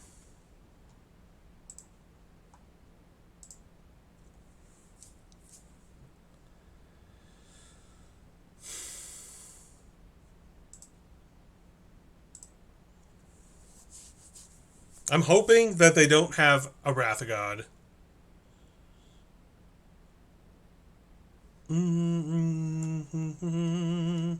Repair or recharge? Repair and recharge is the next card here. It's a 5 mana sorcery. Return target artifact, enchantment, or planeswalker card from your graveyard to the battlefield. Create a power stone. Alright, that's pretty okay. If you have like a good artifact creature or a planeswalker, God forbid, that'd be a great card to have in your deck. I think this will be better in sealed than it would be in draft, but it could have potential in draft. Siege Veteran is the next card. A 1 white, 2 colorless, 2/2. At the beginning of combat on your turn, put a +1/+1 counter on target creature you control. Then and then the other ability here is whenever another non-token soldier you control dies, create a artifact 1/1 soldier token. That card's pretty good. Card's great, actually. So they tutored up a cut down.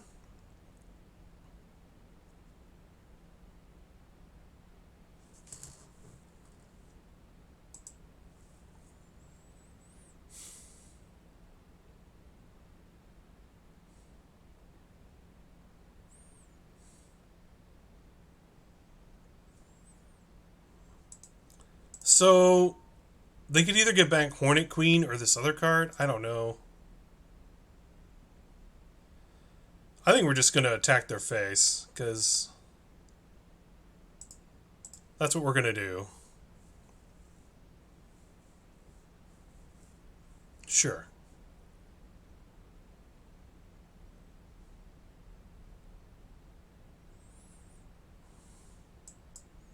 So I'm going to play the Artisan. They're probably going to get back Hornet Queen, which is not great for us.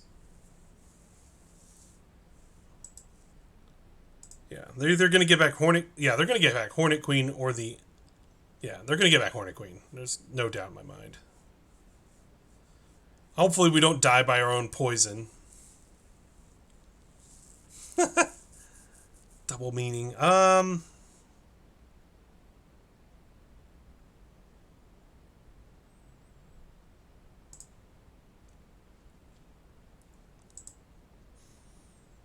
Please don't have a counterspell. Oh, this was a mistake.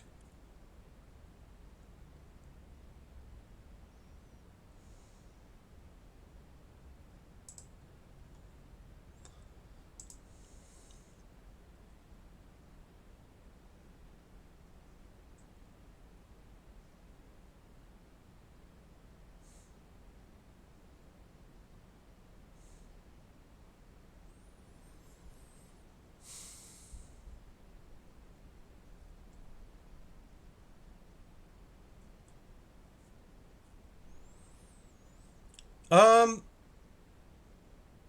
I am going to attack with this, and I will exert here to put my Noxious Gearhulk into play to kill a token.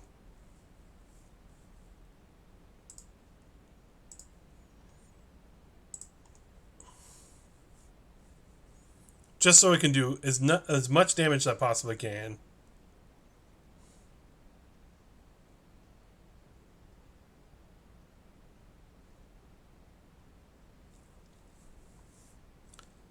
I think I got lucky that they don't have a Wrath of God in their deck.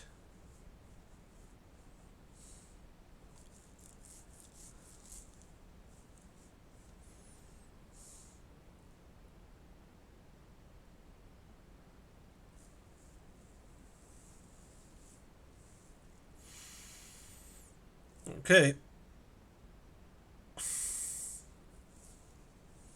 All right. The fact that they don't have a Wrath of God makes me feel much more confident in this matchup. But we got to do what we got to do. Yeah, so I give the Siege Veteran probably a 4.0. That card's really strong. Yeah, they got rid of that guy, growing this guy bigger. So we drew a land. So we can Fiend Artisan our Shaman away.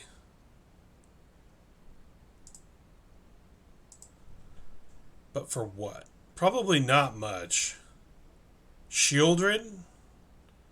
I guess Polychronos. Cavalier would be nice, or even the Lich.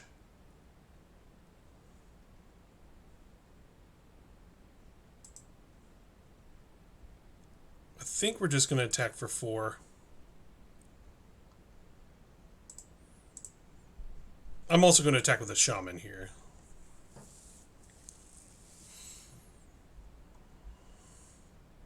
Because I get a creature back from my yard.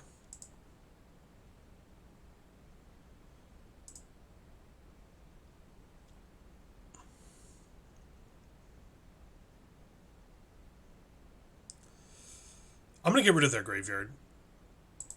I think that's... I don't want them to have access to their cards again. And it takes away not a ton of cards, but...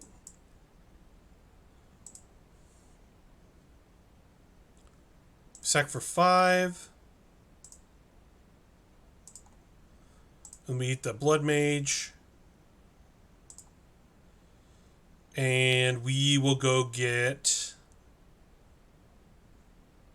I think we get the Lich here. Because it's the stickiest creature I got. Because it has Indestructible on it. And then it improves my draw at this point. I have a lot of lands left in my library still. Since none of them are in my yard. Okay. It's fine. I still have lethal in play.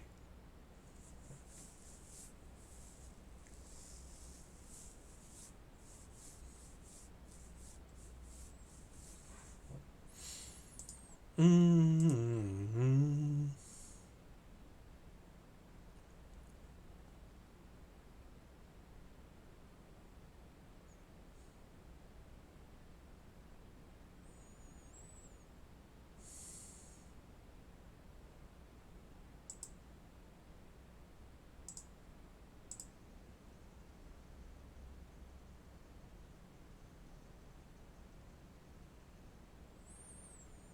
Mm-hmm.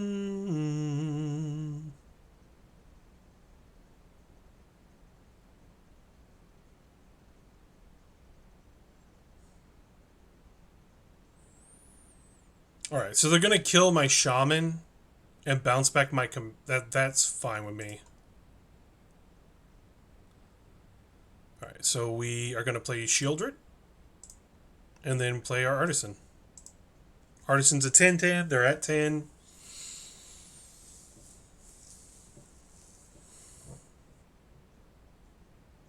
Shieldred was an insane draw. I will be honest there. Shieldred's busted.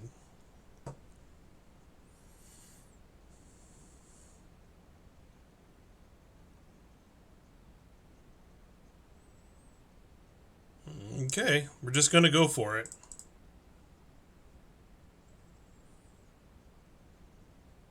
They need just like a hard removal for this.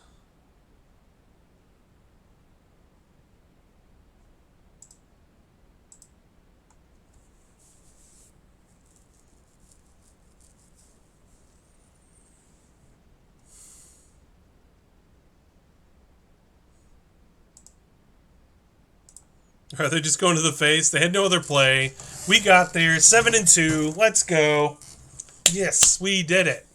Let's see what my buddy's got to say here.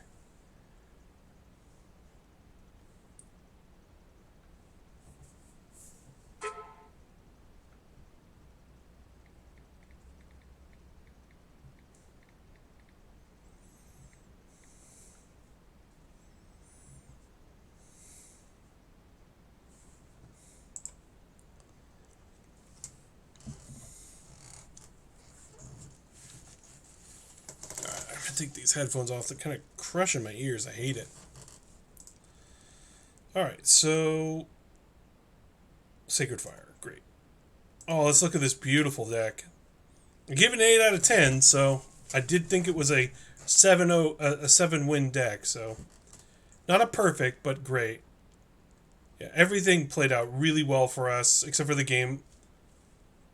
The 2 games we lost to a really strong aggro list, which is not surprising. That can happen. But we lost to... The second deck we lost to was... I feel a little kind of bullshit, but, you know, we lost to our own deck. They Gontied us into a Hornet Queen, and then they copied the Hornet Queen. Ugh. I didn't have an answer to it, so... And not hitting double black with that was pretty rough. That was an example of where, like, any of the dual lands, if they were ever black-green, would have been awesome.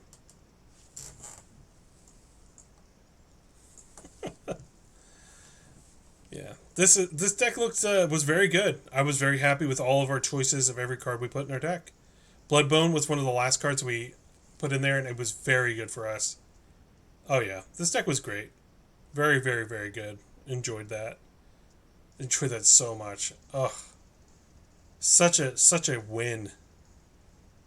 Okay. Back to the gameplay. You know. Alright. I think I'm gonna upload this to YouTube, so I'm gonna do my little outro here. For those of you on YouTube, I'm Lucas Ray. Come see me at Lucas Ray at Twitch. And thank you for everything, for watching. And please subscribe. And if you like this, let me know. And please leave comments in below. Thank you and peace.